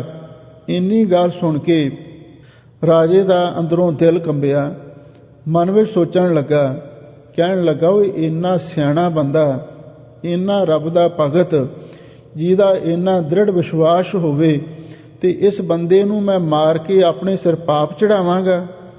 ਮਨ ਬਦਲ ਗਿਆ, ਖਿਆਲ ਬਦਲ ਗਏ। ਤੇ ਫਿਰ ਮਨ ਵਿੱਚ ਸੋਚਿਆ, ਓਏ ਮਨਾ, ਤੂੰ ਇਸ ਐਸੇ ਬੰਦੇ ਨੂੰ ਦੇਵੀ ਦੀ ਬਲੀ ਚੜਾ ਕੇ ਮਾਰ ਦਿੱਤਾ ਤੇ ਅਣਿਆਈ ਮੌਤ ਇਸ ਨੂੰ ਮਾਰ ਕੇ ਜੇ ਤੇਰੇ ਘਰ ਪੁੱਤਰ ਨਾ ਵੀ ਹੋ ਸਕਿਆ ਤੇ ਫਿਰ ਤੂੰ ਕੀ ਕਰੇਗਾ? ਇਹ ਪਾਪ ਤਾਂ ਤੇਰੇ ਸਿਰ ਚੜੇਗਾ ਨਾ। ਇਸ ਲਈ ਕਿਉਂ ਨਾ ਐਸਾ ਹੋਵੇ, ਇਹ ਜਿਹੜਾ ਨੌਜਵਾਨ ਪਲਿਆ ਪਲਾਇਆ ਪੁੱਤ ਮੈਨੂੰ ਰੱਬ ਨੇ ਦਿੱਤਾ ਹੈ, ਕਿਉਂ ਨਾ ਮੈਂ ਇਸ ਨੂੰ ਮਤਬੰਨਾ ਬਣਾ ਲਵਾਂ, ਕਿਉਂਕਿ ਪ੍ਰੇਰਨ ਵਾਲਾ ਤੇ ਪਰਮੇਸ਼ਰ ਹੀ ਹੈ ਨਾ। ਤੇ ਉਹਦੇ ਰਾਜੇ ਦੇ ਮਨ ਵਿੱਚ ਖਿਆਲ ਆਇਆ, ਉਸਨੇ ਜਿਹੜਾ ਬਲੀ ਦੇਣ ਦਾ ਪ੍ਰੋਗਰਾਮ ਸਾਰਾ ਮੁਲਤਵੀ ਕਰ ਦਿੱਤਾ ਤੇ ਉਹਨੇ ਇੱਕ ਬਹੁਤ ਵੱਡੀ ਰਾਜ ਸਭਾ ਕੀਤੀ, ਮੀਟਿੰਗ ਕੀਤੀ। ਜਿੰਨੇ ਅਮੀਰ ਵਜ਼ੀਰ ਸਨ ਉਹਨਾਂ ਨੂੰ ਬੁਲਾਇਆ ਤੇ ਕਹਿਣ ਲੱਗਾ ਵੀ ਮੇਰੇ ਮਨ ਵਿੱਚ ਅੱਜ ਇਹ ਖਿਆਲ ਬਣਿਆ ਵੀ ਇਹ ਜਿਹੜਾ ਨੌਜਵਾਨ ਹੈ ਇਹ ਮੇਰਾ ਮਤਬੰਨਾ ਹੋਵੇਗਾ, ਮੇਰੇ ਰਾਜ ਭਾਗ ਦਾ ਵਾਰਸ ਵੀ ਅੱਜ ਤੋਂ ਇਹ ਹੋਵੇਗਾ, ਕਿਉਂਕਿ ਇਸ ਬੰਦੇ ਦੇ ਜੀਵਨ ਤੋਂ ਮੈਂ ਪ੍ਰਭਾਵਿਤ ਹਾਂ। ਇਹ ਲੋਕਾਂ ਦੇ ਨਾਲ ਸਹੀ ਇਨਸਾਫ ਕਰੇਗਾ, ਸਹੀ ਲੋਕਾਂ ਦੇ ਨਾਲ ਨਿਆਂ ਕਰੇਗਾ, ਲੋਕ ਸੁਖੀ ਵਸਣਗੇ। ਤੇ ਹੁਣ ਮੇਰੇ ਘਰ ਪੁੱਤਰ ਹੋਵੇ ਨਾ ਹੋਵੇ ਇਸ ਗੱਲ ਦੀ ਗਰੰਟੀ ਤਾਂ ਕੋਈ ਨਹੀਂ ਦੇ ਸਕਦਾ। ਇਸ ਲਈ ਰੱਬ ਨੇ ਇਹੋ ਜਿਹਾ ਬੰਦਾ, ਇਹੋ ਜਿਹਾ ਨੌਜਵਾਨ ਪੁੱਤਰ ਭੇਜ ਦਿੱਤਾ ਹੈ ਤੇ ਮੈਂ ਇਹਨੂੰ ਅੱਜ ਤੋਂ ਮਤਬੰਨਾ ਬਣਾਇਆ ਤੇ ਇਹੀ ਮੇਰੇ ਰਾਜ ਭਾਗ ਦਾ ਵਾਰਸ ਹੋਵੇਗਾ। ਦੇਖੋ, ਜਿਸਨੇ ਵਾਹਿਗੁਰੂ ਦੇ ਉੱਤੇ ਭਰੋਸਾ ਕੀਤਾ ਤੇ ਉਹਨੂੰ ਕਿਸੇ ਗੱਲ ਦੀ ਕਮੀ ਰਹੀ, ਰਾਜਾ ਵੀ ਬਣ ਗਿਆ। ਇਸੇ ਲਈ ਸਤਿਗੁਰੂ ਕਹਿੰਦੇ ਨੇ, ਏਕ ਉਪਰ ਜਿਸ ਜਨ ਕੀ ਆਸਾ, ਜਿਸ ਜਨ ਦੀ ਇੱਕ ਵਾਹਿਗੁਰੂ ਪਰਮੇਸ਼ਰ ਤੇ ਆਸ ਹੁੰਦੀ ਹੈ, ਜਿਸ ਨੂੰ ਇੱਕ ਵਾਹਿਗੁਰੂ ਪਰਮੇਸ਼ਰ ਦਾ ਭਰੋਸਾ ਹੁੰਦਾ ਹੈ, ਤਿਸ ਕੀ ਕਟਿਆ ਜਮ ਕੀ ਫਾਸਾ, ਤੇ ਭਾਈ ਫਿਰ ਉਹਦੀ ਜਮਾਂ ਦੀ ਫਾਹੀ ਵੀ ਕੱਟੀ ਜਾਂਦੀ ਹੈ। ਪਾਰ ਬ੍ਰਹਮ ਕੀ ਜਿਸ ਮਨ ਭੂਖ। ਸਾਹਿਬ ਸਤਿਗੁਰੂ ਸੱਚੇ ਪਾਤਸ਼ਾਹ ਫਰਮਾਉਂਦੇ ਨੇ, ਭਾਈ ਜਿਸ ਨੂੰ ਅਕਾਲ ਪੁਰਖ ਵਾਹਿਗੁਰੂ ਦੀ ਹੀ ਮਨ ਦੇ ਵਿੱਚ ਭੁੱਖ ਹੁੰਦੀ ਹੈ, ਭਾਵ ਉਸ ਵਾਹਿਗੁਰੂ ਦੇ ਦਰਸ਼ਨਾਂ ਦੀ ਪਿਆਸ ਹੁੰਦੀ ਹੈ। ਨਾਨਕ ਤਿਸਹਿ ਨਾ ਲਾਗਹਿ ਦੁਖ। ਧੰਨ ਗੁਰੂ ਅਰਜਨ ਦੇਵ ਮਹਾਰਾਜ ਸੱਚੇ ਪਾਤਸ਼ਾਹ ਫਰਮਾਉਂਦੇ ਨੇ, ਭਾਈ ਫਿਰ ਉਹਨੂੰ ਕਿਸੇ ਕਿਸਮ ਦਾ ਦੁੱਖ ਨਹੀਂ ਵਿਆਪਦਾ। ਜਿਵੇਂ ਧੰਨ ਗੁਰੂ ਨਾਨਕ ਦੇਵ ਮਹਾਰਾਜ ਦੇ ਵੀ ਬਚਨ ਨੇ, ਸਾਚੇ ਨਾਮ ਕੀ ਲਾਗੈ ਭੂਖ, ਉਤ ਭੂਖੈ ਖਾਏ ਚਲੀਐ ਦੁਖ। ਜਿਹਨੂੰ ਸੱਚੇ ਨਾਮ ਦੀ ਭੁੱਖ ਲੱਗਦੀ ਹੈ ਨਾ, ਜਿਵੇਂ ਆਪਾਂ ਨੂੰ ਭੋਜਨ ਦੀ ਭੁੱਖ ਲੱਗਦੀ ਹੈ ਤੇ ਭੋਜਨ ਖਾਈਏ ਤੇ ਫਿਰ ਤ੍ਰਿਪਤੀ ਆ ਜਾਂਦੀ ਹੈ, ਜਿਹਨੂੰ ਸੱਚੇ ਨਾਮ ਦੀ ਭੁੱਖ ਲੱਗਦੀ ਹੈ, ਇਹ ਆਤਮਿਕ ਭੁੱਖ ਹੈ। ਜਿਹਨੂੰ ਸੱਚੇ ਨਾਮ ਦੀ ਭੁੱਖ ਲੱਗ ਜਾਂਦੀ ਹੈ, ਹਜ਼ੂਰ ਕਹਿੰਦੇ ਨੇ, ਤੇ ਫਿਰ ਉਹਨੂੰ ਕਿਸੇ ਕਿਸਮ ਦਾ ਵੀ ਦੁੱਖ ਨਹੀਂ ਲੱਗਦਾ। ਜਿਸ ਕੋ ਹਰ ਪ੍ਰਭ ਮਨ ਚਿਤ ਆਵੈ। ਲੋ ਸਾਹਿਬ ਸਤਿਗੁਰੂ ਸੱਚੇ ਪਾਤਸ਼ਾਹ ਫਰਮਾਉਂਦੇ ਨੇ, ਭਾਈ ਜਿਸ ਗੁਰਸਿੱਖ ਮਾਈ ਭਾਈ ਨੂੰ, ਜਿਸ ਜੀਵ ਨੂੰ ਉਹ ਅਕਾਲ ਪੁਰਖ ਵਾਹਿਗੁਰੂ ਮਨ ਚਿਤ ਵਿੱਚ ਹਮੇਸ਼ਾ ਲਈ ਯਾਦ ਆਉਂਦਾ ਹੈ, ਸੋ ਸੰਤ ਸੁਹੇਲਾ ਨਹੀਂ ਡੁਲਾਵੈ। ਬਈ ਉਹ ਫਿਰ ਸੰਤ ਸੁਹੇਲਾ, ਉਹ ਸੁਖ ਵਾਲਾ ਸੰਤ ਬਣ ਜਾਂਦਾ ਹੈ।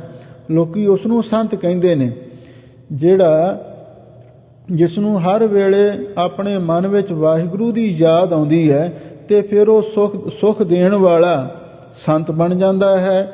ਨਹੀਂ ਡੁਲਾਵੇ, ਫਿਰ ਉਹ ਆਪਦਾ ਮਨ ਕਦੀ ਡੁਲਾਉਂਦਾ ਨਹੀਂ ਹੈ। ਜਿਸ ਪ੍ਰਭ ਆਪਣਾ ਕਿਰਪਾ ਕਰੈ। ਸਾਹਿਬ ਸਤਿਗੁਰੂ ਸੱਚੇ ਪਾਤਸ਼ਾਹ ਫਰਮਾਉਂਦੇ ਨੇ, ਭਾਈ ਜਿਸ ਉਤੇ ਮੇਰਾ ਮਾਲਕ ਆਪ ਕਿਰਪਾ ਦ੍ਰਿਸ਼ਟੀ ਕਰਦਾ ਹੈ, ਸੋ ਸੇਵਕ ਕਹੋ ਕਿਸ ਤੇ ਡਰੈ। ਹਜ਼ੂਰ ਫਰਮਾਉਂਦੇ ਨੇ, ਭਾਈ ਉਹ ਜਿਹੜਾ ਸੇਵਕ ਹੈ ਫਿਰ ਦੱਸੋ ਕਿਸ ਤੋਂ ਡਰਦਾ ਹੈ। ਭਾਵ ਉਹ ਕਿਸੇ ਤੋਂ ਵੀ ਨਹੀਂ ਡਰਦਾ। ਆ ਵੇਖ ਲਓ, ਧਰੂ ਭਗਤ ਤੇ ਵਾਹਿਗੁਰੂ ਦੀ ਕਿਰਪਾ ਹੀ ਸੀ। 5 ਸਾਲ ਦੀ ਉਮਰ ਦੇ ਵਿੱਚ ਅੱਧੀ ਰਾਤ ਨੂੰ ਘਰ-ਬਾਰ ਛੱਡ ਕੇ ਜੰਗਲ ਵਿੱਚ ਚਲਿਆ ਗਿਆ। ਜਿਹਦੇ ਉੱਤੇ ਵਾਹਿਗੁਰੂ ਕਿਰਪਾ ਕਰਦਾ ਹੈ, ਉਹ ਸੇਵਕ ਕਿਸੇ ਤੋਂ ਡਰਦਾ ਨਹੀਂ ਹੈ। ਹੁਣ ਪ੍ਰਹਿਲਾਦ ਵੀ ਛੋਟਾ ਬੱਚਾ ਹੀ ਸੀ, ਉਹਦਾ ਪਿਓ ਉਸ ਨੂੰ ਮਾਰਨ ਵਾਸਤੇ ਦੁਸ਼ਮਣ ਬਣ ਗਿਆ, ਪਰ ਉਹਦੇ ਉੱਤੇ ਵਾਹਿਗੁਰੂ ਦਾ ਹੱਥ ਸੀ। ਹਜ਼ੂਰ ਕਹਿੰਦੇ ਨੇ, ਜਿਸ ਉੱਤੇ ਮੇਰਾ ਵਾਹਿਗੁਰੂ ਆਪਣੀ ਕਿਰਪਾ ਕਰਦਾ ਹੈ, ਉਹ ਸੇਵਕ ਦੱਸੋ ਫਿਰ ਕਿਸ ਤੋਂ ਡਰਦਾ ਹੈ। ਭਾਵ ਕਿਸੇ ਤੋਂ ਵੀ ਡਰਦਾ ਨਹੀਂ ਹੈ। ਜੈਸਾ ਸਾ ਤੈਸਾ ਦ੍ਰਿਸ਼ਟ ਆਇਆ। ਸਾਹਿਬ ਸਤਿਗੁਰੂ ਸੱਚੇ ਪਾਤਸ਼ਾਹ ਫਰਮਾਉਂਦੇ ਨੇ, ਭਾਈ ਉਹ ਜਿਹੋ ਜਿਹਾ ਸੀ ਤੇ ਉਹੋ ਜਿਹਾ ਹੀ ਉਹਨਾਂ ਨੂੰ ਦ੍ਰਿਸ਼ਟੀ ਵਿੱਚ ਆ ਗਿਆ। ਇਹਦਾ ਮਤਲਬ ਇਹ ਹੈ, ਜਿਹੋ ਜਿਹਾ ਅਕਾਲ ਪੁਰਖ ਵਾਹਿਗੁਰੂ ਹੈ ਨਾ, ਉਸ ਵਾਹਿਗੁਰੂ ਪਰਮੇਸ਼ਰ ਦੇ ਬਾਰੇ ਲਿਖਿਆ ਹੈ ਵੀ ਉਹ ਸਤ ਚਿਤ ਆਨੰਦ ਸਰੂਪ ਹੈ। ਜਾਂ ਮੂਲ ਮੰਤਰ ਦੇ ਵਿੱਚ ਸਤਿਗੁਰੂ ਨੇ ਲਿਖਿਆ ਹੈ, ਉਹ ਨਿਰਭਉ ਤੇ ਨਿਰਵੈਰ ਹੈ, ਅਕਾਲ ਮੂਰਤ ਹੈ, ਅਜੂਨੀ ਤੇ ਸੰਭਉ ਸੁਤੇ ਪ੍ਰਕਾਸ਼ ਰੂਪ ਹੈ। ਐਸਾ ਜੋ ਅਕਾਲ ਪੁਰਖ ਵਾਹਿਗੁਰੂ ਜਿਹੋ ਜਿਹਾ ਵੀ ਸੀ, ਉਹੋ ਜਿਹਾ ਹੀ ਉਹਨਾਂ ਨੂੰ ਦ੍ਰਿਸ਼ਟੀ ਵਿੱਚ ਆ ਗਿਆ। ਆਪਣੇ ਕਾਰਜ ਮਹਿ ਆਪ ਸਮਾਇਆ। ਲੋ ਉਹ ਅਕਾਲ ਪੁਰਖ ਵਾਹਿਗੁਰੂ ਆਪਣੇ ਕਾਰਜ ਦੇ ਵਿੱਚ ਆਪ ਹੀ ਉਹ ਸਮਾਇਆ ਹੋਇਆ ਹੈ। ਇਹਦਾ ਮਤਲਬ ਇਹ ਹੈ, ਉਹ ਅਕਾਲ ਪੁਰਖ ਵਾਹਿਗੁਰੂ ਅਪੈਨ ਨਿਮਿਤ ਉਪਾਦਾਨ ਕਾਰਨ ਹੈ। ਅਪੈਨ ਨਿਮਿਤ ਉਪਾਦਾਨ ਕਾਰਨ ਉਹਨੂੰ ਕਹਿੰਦੇ ਨੇ ਵੀ ਜਿਹੜਾ ਆਪਣੇ ਕਾਰਜ ਵਿੱਚ ਆਪ ਸਮਾਇਆ ਹੋਵੇ। ਹੁਣ ਫਰਜ਼ ਕਰੋ ਕੋਈ ਘੁਮਿਆਰ ਘੜਾ ਬਣਾਉਂਦਾ ਹੈ ਤੇ ਉਹ ਘੜਾ ਜਦੋਂ ਬਣਾਉਂਦਾ ਹੈ ਉਹਦੇ ਵਿੱਚ ਘੁਮਿਆਰ ਨਿਮਿਤ ਕਾਰਨ ਹੁੰਦਾ ਹੈ ਤੇ ਮਿੱਟੀ ਉਪਾਦਾਨ ਕਾਰਨ ਹੁੰਦੀ ਹੈ। ਤੇ ਉਹ ਵਾਹਿਗੁਰੂ ਉਪਾਦਾਨ ਕਾਰਨ ਹੋ ਕੇ ਤੇ ਨਿਮਿਤ ਕਾਰਨ ਹੋ ਕੇ ਉਹ ਆਪਣੇ ਕਾਰਜ ਦੇ ਵਿੱਚ ਸਮਾਇਆ ਹੋਇਆ ਹੈ, ਕਿਉਂਕਿ ਉਹ ਆਪ ਕਾਰਨ ਸਰੂਪ ਹੈ। ਪਰ ਉਹ ਆਪਣੇ ਕਾਰਜ ਸੰਸਾਰ ਦੇ ਵਿੱਚ ਵੀ ਆਪ ਸਮਾਇਆ ਹੋਇਆ ਹੈ, ਸਾਰੇ ਸੰਸਾਰ ਦੇ ਵਿੱਚ ਆਪ ਵਸ ਰਿਹਾ ਹੈ। ਸੋਧਤ ਸੀਜਿਆ। ਸਾਹਿਬ ਸਤਿਗੁਰੂ ਸੱਚੇ ਪਾਤਸ਼ਾਹ ਫਰਮਾਉਂਦੇ ਨੇ, ਭਾਈ ਪਹਿਲਾਂ ਮੈਂ ਆਪਣੇ ਤਨ ਵਿੱਚ ਖੋਜ ਕੀਤੀ, ਫਿਰ ਮੈਂ ਆਪਣੇ ਮਨ ਵਿੱਚ ਖੋਜ ਕੀਤੀ, ਤੇ ਫਿਰ ਮੈਂ ਆਪਣੀ ਆਤਮਾ ਦੀ ਖੋਜ ਕੀਤੀ, ਸੀਜਿਆ, ਤੇ ਫਿਰ ਮੈਂ ਇਸ ਨਤੀਜੇ ਤੇ ਪਹੁੰਚਿਆ। ਤੇ ਉਹ ਕੀ ਹੈ, ਹਜ਼ੂਰ ਅੱਗੇ ਫਰਮਾਉਂਦੇ ਹਨ, ਗੁਰ ਪ੍ਰਸਾਦ ਤਤ ਸਭ ਬੂਝਿਆ।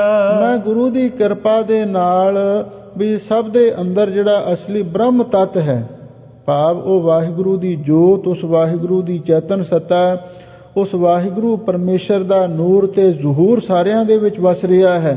ਗੁਰੂ ਦੀ ਕਿਰਪਾ ਦੇ ਨਾਲ ਮੈਂ ਉਹ ਸਾਰਾ ਤੱਤ ਸਮਝ ਲਿਆ ਵੀ ਅਸਲੀ ਤੱਤ ਵਾਹਿਗੁਰੂ ਪਰਮੇਸ਼ਰ ਆਪ ਹੈ ਜੋ ਸਾਰਿਆਂ ਦੇ ਵਿੱਚ ਵਸ ਰਿਹਾ ਹੈ। ਇਹ ਮੇਰੀ ਖੋਜ ਦਾ ਨਤੀਜਾ ਨਿਕਲਿਆ ਹੈ। ਅਥਵਾ ਸੋਧਤ ਸੀਜਿਆ। ਪਹਿਲਾਂ ਮੈਂ ਵੇਦਾਂ ਨੂੰ ਖੋਜਿਆ, ਫਿਰ ਮੈਂ ਪੁਰਾਣਾਂ ਨੂੰ ਖੋਜਿਆ, ਫਿਰ 27 ਸਿਮਰਤੀਆਂ ਨੂੰ ਸੋਧਿਆ, ਤੇ ਫਿਰ ਜਿਹੜੇ ਹੋਰ ਧਰਮ ਗ੍ਰੰਥ ਨੇ ਉਹਨਾਂ ਦਾ ਵੀ ਅਧਿਐਨ ਕੀਤਾ ਤੇ ਸੀਜਿਆ।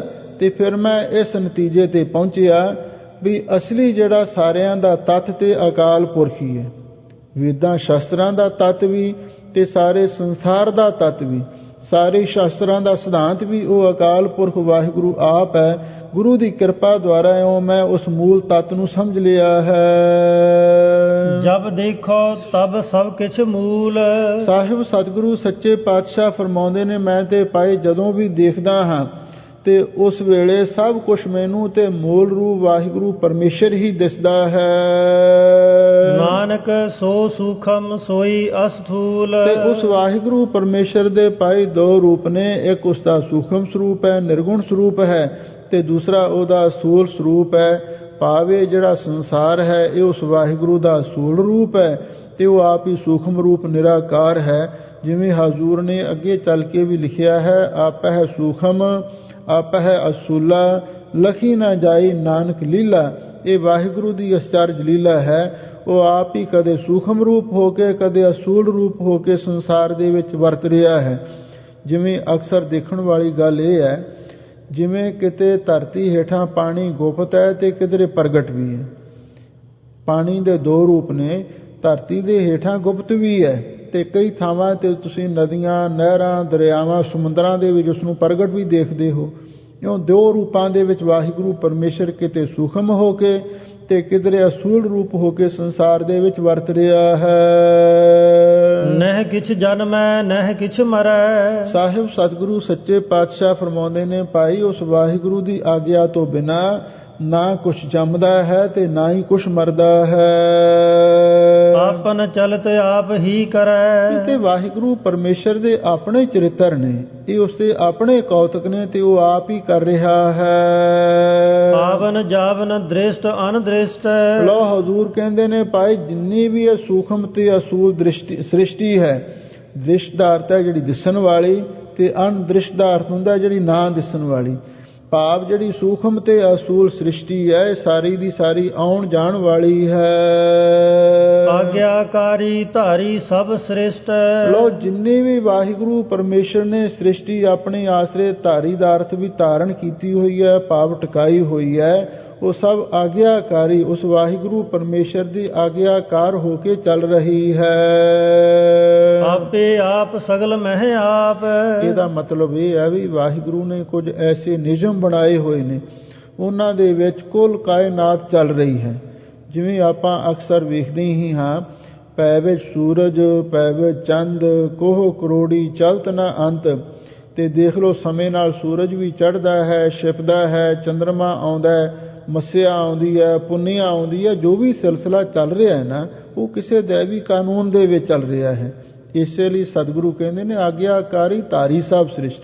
ਜਿੰਨੀ ਉਸ ਅਕਾਲ ਪੁਰਖ ਵਾਹਿਗੁਰੂ ਨੇ ਸ੍ਰਿਸ਼ਟੀ ਧਾਰਨ ਕੀਤੀ ਹੈ, ਸਭ ਉਸ ਦੀ ਆਗਿਆ ਵਿੱਚ ਚੱਲਣ ਵਾਲੀ ਹੈ। ਉਸ ਦੀ ਆਗਿਆ ਤੋਂ ਬਾਹਰ ਕੋਈ ਕੁਛ ਨਹੀਂ ਹੋ ਸਕਦਾ। ਇਸੇ ਲਈ ਹਜ਼ੂਰ ਅੱਗੇ ਫਰਮਾਉਂਦੇ ਹਨ, ਆਪੇ ਆਪ ਸਗਲ ਮਹਿ ਆਪ।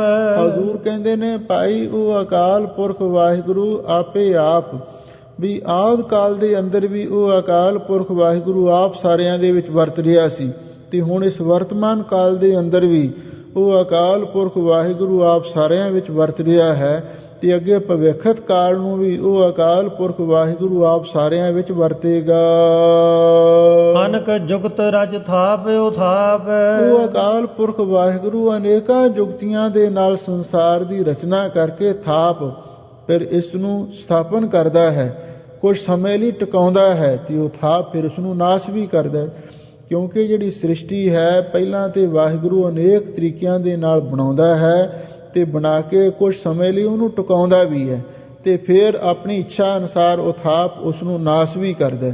ਇਹ ਗੱਲ ਕੁਝ ਇਸ ਤਰ੍ਹਾਂ ਦੀ ਹੈ, ਮਹਾਂਪੁਰਖ ਉਦਾਹਰਣ ਦਿੰਦੇ ਸਨ, ਜਿਵੇਂ ਛੋਟੇ ਛੋਟੇ ਬੱਚੇ ਮਿੱਟੀ ਨਾਲ ਖੇਡਦੇ ਨੇ ਤੇ ਫਿਰ ਉਹ ਮਿੱਟੀ ਦੇ ਘਰ ਬਣਾਉਂਦੇ ਨੇ।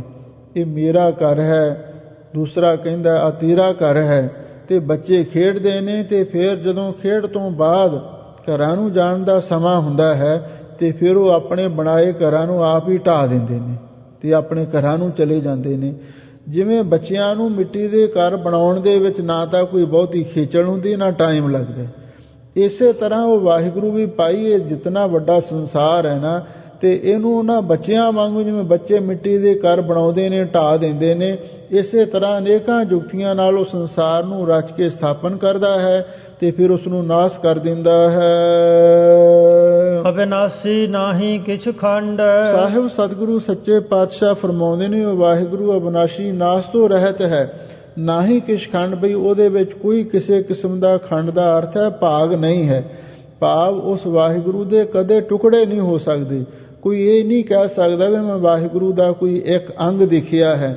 ਉਹ ਵਾਹਿਗੁਰੂ ਅਖੰਡ ਹੈ ਤੇ ਅਬਿਨਾਸ਼ੀ, ਨਾਸ਼ ਤੋਂ ਰਹਿਤ ਹੈ। ਧਾਰਨ ਧਾਰ ਰਹਿਓ ਬ੍ਰਹਮੰਡ। ਸਾਹਿਬ ਸਤਿਗੁਰੂ ਸੱਚੇ ਪਾਤਸ਼ਾਹ ਫਰਮਾਉਂਦੇ ਨੇ, ਭਾਈ ਉਹ ਸਾਰੇ ਬ੍ਰਹਮੰਡਾਂ ਦੀ ਧਾਰਨਾ ਨੂੰ ਧਾਰਨ ਕਰ ਰਿਹਾ ਹੈ। ਭਾਵ ਬ੍ਰਹਮੰਡ ਇੱਕ ਨਹੀਂ, ਕਰੋੜਾਂ ਬ੍ਰਹਮੰਡ ਖੰਡ ਨੇ। ਕੋਟ ਬ੍ਰਹਮੰਡ ਕੋ ਠਾकुर स्वामी, ਸਰਬ ਜੀਆਂ ਕਾ ਦਾਤਾ ਰੇ, ਪ੍ਰਤ ਪਾਲੈ ਨਿਤਸਾਰ ਸੰਭਾਲੈ, ਗੁਣ ਨਹੀਂ ਮੂਰਖ ਜਾਤਾ ਰੇ। ਹਜ਼ੂਰ ਕਹਿੰਦੇ ਨੇ ਉਹ ਸਾਰੇ ਬ੍ਰਹਮੰਡਾਂ ਨੂੰ, ਸਾਰੇ ਬ੍ਰਹਮੰਡਾਂ ਦੀ ਧਾਰਨਾ ਨੂੰ ਧਾਰ ਰਿਹਾ ਹੈ। ਭਾਵ ਆਪਣੀ ਸ਼ਕਤੀ ਆਸਰੇ ਉਹਨਾਂ ਨੂੰ ਟਿਕਾ ਰਿਹਾ ਹੈ। ਅਲਖ ਅਭੇਵ ਪੁਰਖ ਪ੍ਰਤਾਪ। ਉਹ ਵਾਹਿਗੁਰੂ ਪਰਮੇਸ਼ਰ ਦਾ ਭਾਈ ਜਿਹੜਾ ਪ੍ਰਤਾਪ ਹੈ ਨਾ, ਪੁਰਖ ਪ੍ਰਤਾਪ, ਉਸ ਅਕਾਲ ਪੁਰਖ ਵਾਹਿਗੁਰੂ ਦਾ ਪ੍ਰਤਾਪ, ਉਹ ਅਲਖ ਸਾਡੀ ਬੁੱਧੀ ਕਰਕੇ ਅਲਖ ਹੈ ਤੇ ਅਭੇਵ ਉਸ ਦਾ ਕੋਈ ਭੇਤ ਵੀ ਨਹੀਂ ਜਾਣ ਸਕਦਾ। ਆਪ ਜਪਾਏ ਤਾ ਨਾਨਕ ਜਾਪ। ਸਾਹਿਬ ਸਤਿਗੁਰੂ ਸੱਚੇ ਪਾਤਸ਼ਾਹ ਫਰਮਾਉਂਦੇ ਨੇ, ਭਾਈ ਜੇ ਵਾਹਿਗੁਰੂ ਆਪ ਕਿਰਪਾ ਕਰਕੇ ਆਪਣਾ ਨਾਮ ਜਪਾਵੇ ਤੇ ਤਾਂ ਹੀ ਉਸ ਵਾਹਿਗੁਰੂ ਪਰਮੇਸ਼ਰ ਦੇ ਨਾਮ ਨੂੰ ਜਪਿਆ ਜਾਂਦਾ ਹੈ। ਜਿਨ ਪ੍ਰਭ ਜਾਤਾ ਸੋ ਸੋਭਾਵੰਤ। ਲੋ ਸਾਹਿਬ ਸਤਿਗੁਰੂ ਸੱਚੇ ਪਾਤਸ਼ਾਹ ਫਰਮਾਉਂਦੇ ਨੇ, ਭਾਈ ਜਿਨ੍ਹਾਂ ਨੇ ਉਸ ਵਾਹਿਗੁਰੂ ਪਰਮੇਸ਼ਰ ਨੂੰ ਜਾਣ ਲਿਆ ਹੈ, ਜਿਨ ਪ੍ਰਭ ਜਾਤਾ, ਜਿਨ੍ਹਾਂ ਨੇ ਉਸ ਵਾਹਿਗੁਰੂ ਪਰਮੇਸ਼ਰ ਨੂੰ ਜਾਣ ਲਿਆ ਹੈ, ਸੋ ਸੋਭਾਵਾਂ ਤੋਂ ਭਾਈ ਸੋਭਾ ਵਾਲੇ ਸੰਸਾਰ ਵਿੱਚ ਬਣ ਗਏ। ਸਗਲ ਸੰਸਾਰ ਉਦਰੈ ਤਿਨ ਮੰਤ। ਤੇ ਜਿਹੜੇ ਐਸੇ ਮਹਾਂਪੁਰਖ ਨੇ ਭਾਈ, ਉਹਨਾਂ ਤੋਂ ਮੰਤਰ ਲੈ ਕੇ, ਭਾਵ ਉਹਨਾਂ ਤੋਂ ਉਪਦੇਸ਼ ਲੈ ਕੇ ਤੇ ਸਾਰਾ ਸੰਸਾਰ ਵੀ ਉਧਰ ਜਾਂਦਾ ਹੈ। ਪ੍ਰਭ ਕੇ ਸੇਵਕ ਸਗਲ ਉਧਾਰਨ। ਲਓ ਜਿਹੜੇ ਵਾਹਿਗੁਰੂ ਦੇ ਸੇਵਕ ਬਣ ਜਾਂਦੇ ਨੇ, ਉਹ ਸਾਰੇ ਜੀਵਾਂ ਦਾ ਹੀ ਉਧਾਰ ਕਰਦੇ ਹਨ। ਪ੍ਰਭ ਕੇ ਸੇਵਕ ਦੁਖ ਵਿਸਾਰਨ। ਲਓ ਜਿਹੜੇ ਵਾਹਿਗੁਰੂ ਦੇ ਸੇਵਕ ਬਣ ਜਾਂਦੇ ਨੇ, ਉਹ ਦੁਖੀਆਂ ਦੇ ਦੁੱਖਾਂ ਨੂੰ ਵੀ ਵਿਸਾਰਨ, ਨਾਸ਼ ਕਰਦੇ ਹਨ। ਆਪੇ ਮੇਲ ਲਏ ਕਿਰਪਾਲ। ਉਹ ਕਿਰਪਾ ਦੇ ਕਰ ਵਾਹਿਗੁਰੂ ਪਰਮੇਸ਼ਰ ਨੇ ਜਿਹੜੇ ਆਪਣੇ ਦਾਸ ਹਨ ਤੇ ਉਹਨਾਂ ਨੂੰ ਆਪ ਹੀ ਆਪਣੇ ਨਾਲ ਮੇਲ ਲਿਆ ਹੈ। ਗੁਰ ਕਾ ਸ਼ਬਦ ਜਪ ਭਏ ਨਿਹਾਲ। ਉਹ ਮਹਾਂਪੁਰਖ ਗੁਰਮੁਖ ਪਿਆਰੇ, ਗੁਰੂ ਸਵਾਰੇ, ਗੁਰੂ ਦੁਲਾਰੇ, ਗੁਰ ਕਾ ਸ਼ਬਦ ਜਪ, ਉਹ ਗੁਰੂ ਦੇ ਸ਼ਬਦ ਨਾਮ ਨੂੰ, ਦੀਖਿਆ ਮੰਤਰ ਨੂੰ ਜਪ ਕੇ ਭਏ ਨਿਹਾਲੋ, ਨਿਹਾਲ ਹੋ ਗਏ ਨੇ, ਆਨੰਦਿਤ ਹੋ ਗਏ ਨੇ, ਪ੍ਰਸੰਨ ਹੋ ਗਏ। ਉਨ ਕੀ ਸੇਵਾ ਸੋਈ ਲਾਗੈ। ਲੋ ਹਜ਼ੂਰ ਕਹਿੰਦੇ ਨੇ, ਭਾਈ ਜਿਹੜੇ ਐਸੇ ਕਮਾਈ ਵਾਲੇ, ਬੰਦਗੀ ਵਾਲੇ ਗੁਰਸਿੱਖ ਮਹਾਂਪੁਰਖ ਨੇ, ਉਹਨਾਂ ਦੀ ਸੇਵਾ ਦੇ ਵਿੱਚ ਵੀ ਉਹੀ ਗੁਰਮੁਖ ਪਿਆਰਾ ਲੱਗਦਾ ਹੈ। ਜਿਸਨੋਂ ਕਿਰਪਾ ਕਰੇ ਬੜ ਭਾਗੈ। ਲੋ ਜਿਸ ਵਡ ਭਾਗੇ ਉੱਤੇ ਉਹ ਮੇਰਾ ਵਾਹਿਗੁਰੂ ਆਪ ਕਿਰਪਾ ਕਰ ਦਿੰਦਾ ਹੈ ਤੇ ਉਹੀ ਭਾਈ ਉਹਨਾਂ ਮਹਾਂਪੁਰਖਾਂ ਦੀ ਸੇਵਾ ਦੇ ਵਿੱਚ ਲੱਗਦਾ ਹੈ। ਨਾਮ ਜਪਤ ਪਾਵਹਿ ਬਿਸਰਾਮ। ਲੋ ਸਾਹਿਬ ਸਤਿਗੁਰੂ ਸੱਚੇ ਪਾਤਸ਼ਾਹ ਫਰਮਾਉਂਦੇ ਨੇ, ਭਾਈ ਜਿਹੜੇ ਗੁਰਮੁਖ ਪਿਆਰੇ ਅਕਾਲ ਪੁਰਖ ਵਾਹਿਗੁਰੂ ਦਾ ਨਾਮ ਜਪਦਿਆਂ ਹੋਇਆਂ ਉਸ ਵਾਹਿਗੁਰੂ ਦੇ ਚਰਨਾਂ ਦੇ ਵਿੱਚ ਵਿਸਰਾਮ ਦਾ ਅਰਥ ਹੈ ਵੀ ਟਿਕਾਓ ਪ੍ਰਾਪਤ ਕਰ ਲੈਂਦੇ ਨੇ। ਭਾਵ ਵਾਹਿਗੁਰੂ ਦੇ ਨਾਮ ਨੂੰ ਜਪਦਿਆਂ ਹੋਇਆਂ ਜਿਨ੍ਹਾਂ ਦਾ ਮਨ ਵਾਹਿਗੁਰੂ ਦੇ ਚਰਨਾਂ ਦੇ ਵਿੱਚ ਟਿਕ ਜਾਂਦਾ ਹੈ। ਨਾਨਕ ਤਿਨ ਪੁਰਖ ਕੋ ਊਤਮ ਕਰ ਮਾਨ। ਧੰਨ ਗੁਰੂ ਅਰਜਨ ਦੇਵ ਮਹਾਰਾਜ ਸੱਚੇ ਪਾਤਸ਼ਾਹ ਫਰਮਾਉਂਦੇ ਨੇ, ਭਾਈ ਐਸੇ ਗੁਰਮੁਖਾਂ ਨੂੰ, ਐਸੇ ਮਹਾਂਪੁਰਖਾਂ ਨੂੰ ਸਭ ਤੋਂ ਉੱਤਮ ਕਰਕੇ ਨਿਸ਼ਚਾ ਕਰਨਾ ਚਾਹੀਦਾ ਹੈ। ਐਸੇ ਮਹਾਂਪੁਰਖ ਸਾਰਿਆਂ ਤੋਂ ਉੱਤਮ ਨੇ, ਸਾਰਿਆਂ ਤੋਂ ਮਹਾਨ ਨੇ, ਸਾਰਿਆਂ ਤੋਂ ਸ੍ਰੇਸ਼ਟ ਹਨ। ਜੋ ਕਿਛ ਕਰੈ ਸੋ ਪ੍ਰਭ ਕੈ ਰੰਗ। ਸਾਹਿਬ ਸਤਿਗੁਰੂ ਸੱਚੇ ਪਾਤਸ਼ਾਹ ਫਰਮਾਉਂਦੇ ਨੇ, ਭਾਈ ਜਿਹੜੇ ਐਸੇ ਵਾਹਿਗੁਰੂ ਪਰਮੇਸ਼ਰ ਦੇ ਪਿਆਰੇ ਨੇ ਤੇ ਫਿਰ ਉਹਨਾਂ ਦੀ ਐਸੀ ਅਵਸਥਾ ਬਣ ਜਾਂਦੀ ਹੈ, ਜੋ ਵੀ ਉਹ ਕੁਛ ਕਰਦੇ ਨੇ ਵਾਹਿਗੁਰੂ ਦੇ ਪ੍ਰੇਮ ਦੇ ਵਿੱਚ ਹੀ ਕਰਦੇ ਨੇ। ਉਹ ਪ੍ਰੇਮ ਤੋਂ ਬਿਨਾਂ ਹੋਰ ਕੁਝ ਕਰਦੇ ਹੀ ਨਹੀਂ। ਜੋ ਕੁਛ ਕਰੈ ਸੋ ਪ੍ਰਭ ਕੈ ਰੰਗ। ਹੁਣ ਇੱਕ ਪੁਰਖ ਇੱਕ ਬਚਨ ਦੇ ਵਿੱਚ ਇਹ ਅੱਗੇ ਸਤਿਗੁਰੂ ਉਚਾਰਨ ਕਰਦੇ ਨੇ ਵੀ ਵਾਹਿਗੁਰੂ ਦਾ ਪਿਆਰਾ ਜੋ ਵੀ ਕੁਛ ਕਰਦਾ ਹੈ ਉਸ ਵਾਹਿਗੁਰੂ ਦੇ ਰੰਗ ਵਿੱਚ, ਉਹਦੇ ਪਿਆਰ ਦੇ ਵਿੱਚ ਹੀ ਕਰਦਾ ਹੈ। ਸਦਾ ਸਦਾ ਬਸੈ ਹਰ ਸੰਗ। ਕਿਉਂਕਿ ਉਹਨਾਂ ਦੇ ਨਾਲ ਸਦਾ ਸਦਾ ਉਹ ਵਾਹਿਗੁਰੂ ਪਰਮੇਸ਼ਰ ਉਹਨਾਂ ਦੇ ਨਾਲ ਵਸਦਾ ਹੈ। ਇਸੇ ਲਈ ਜੋ ਵੀ ਕੁਛ ਉਹ ਕਰਦੇ ਨੇ ਉਸ ਵਾਹਿਗੁਰੂ ਦੇ ਪਿਆਰ ਦੇ ਵਿੱਚ ਹੀ, ਪ੍ਰੇਮ ਦੇ ਰੰਗ ਵਿੱਚ ਹੀ ਰੰਗੇ ਕਰਦੇ ਹਨ।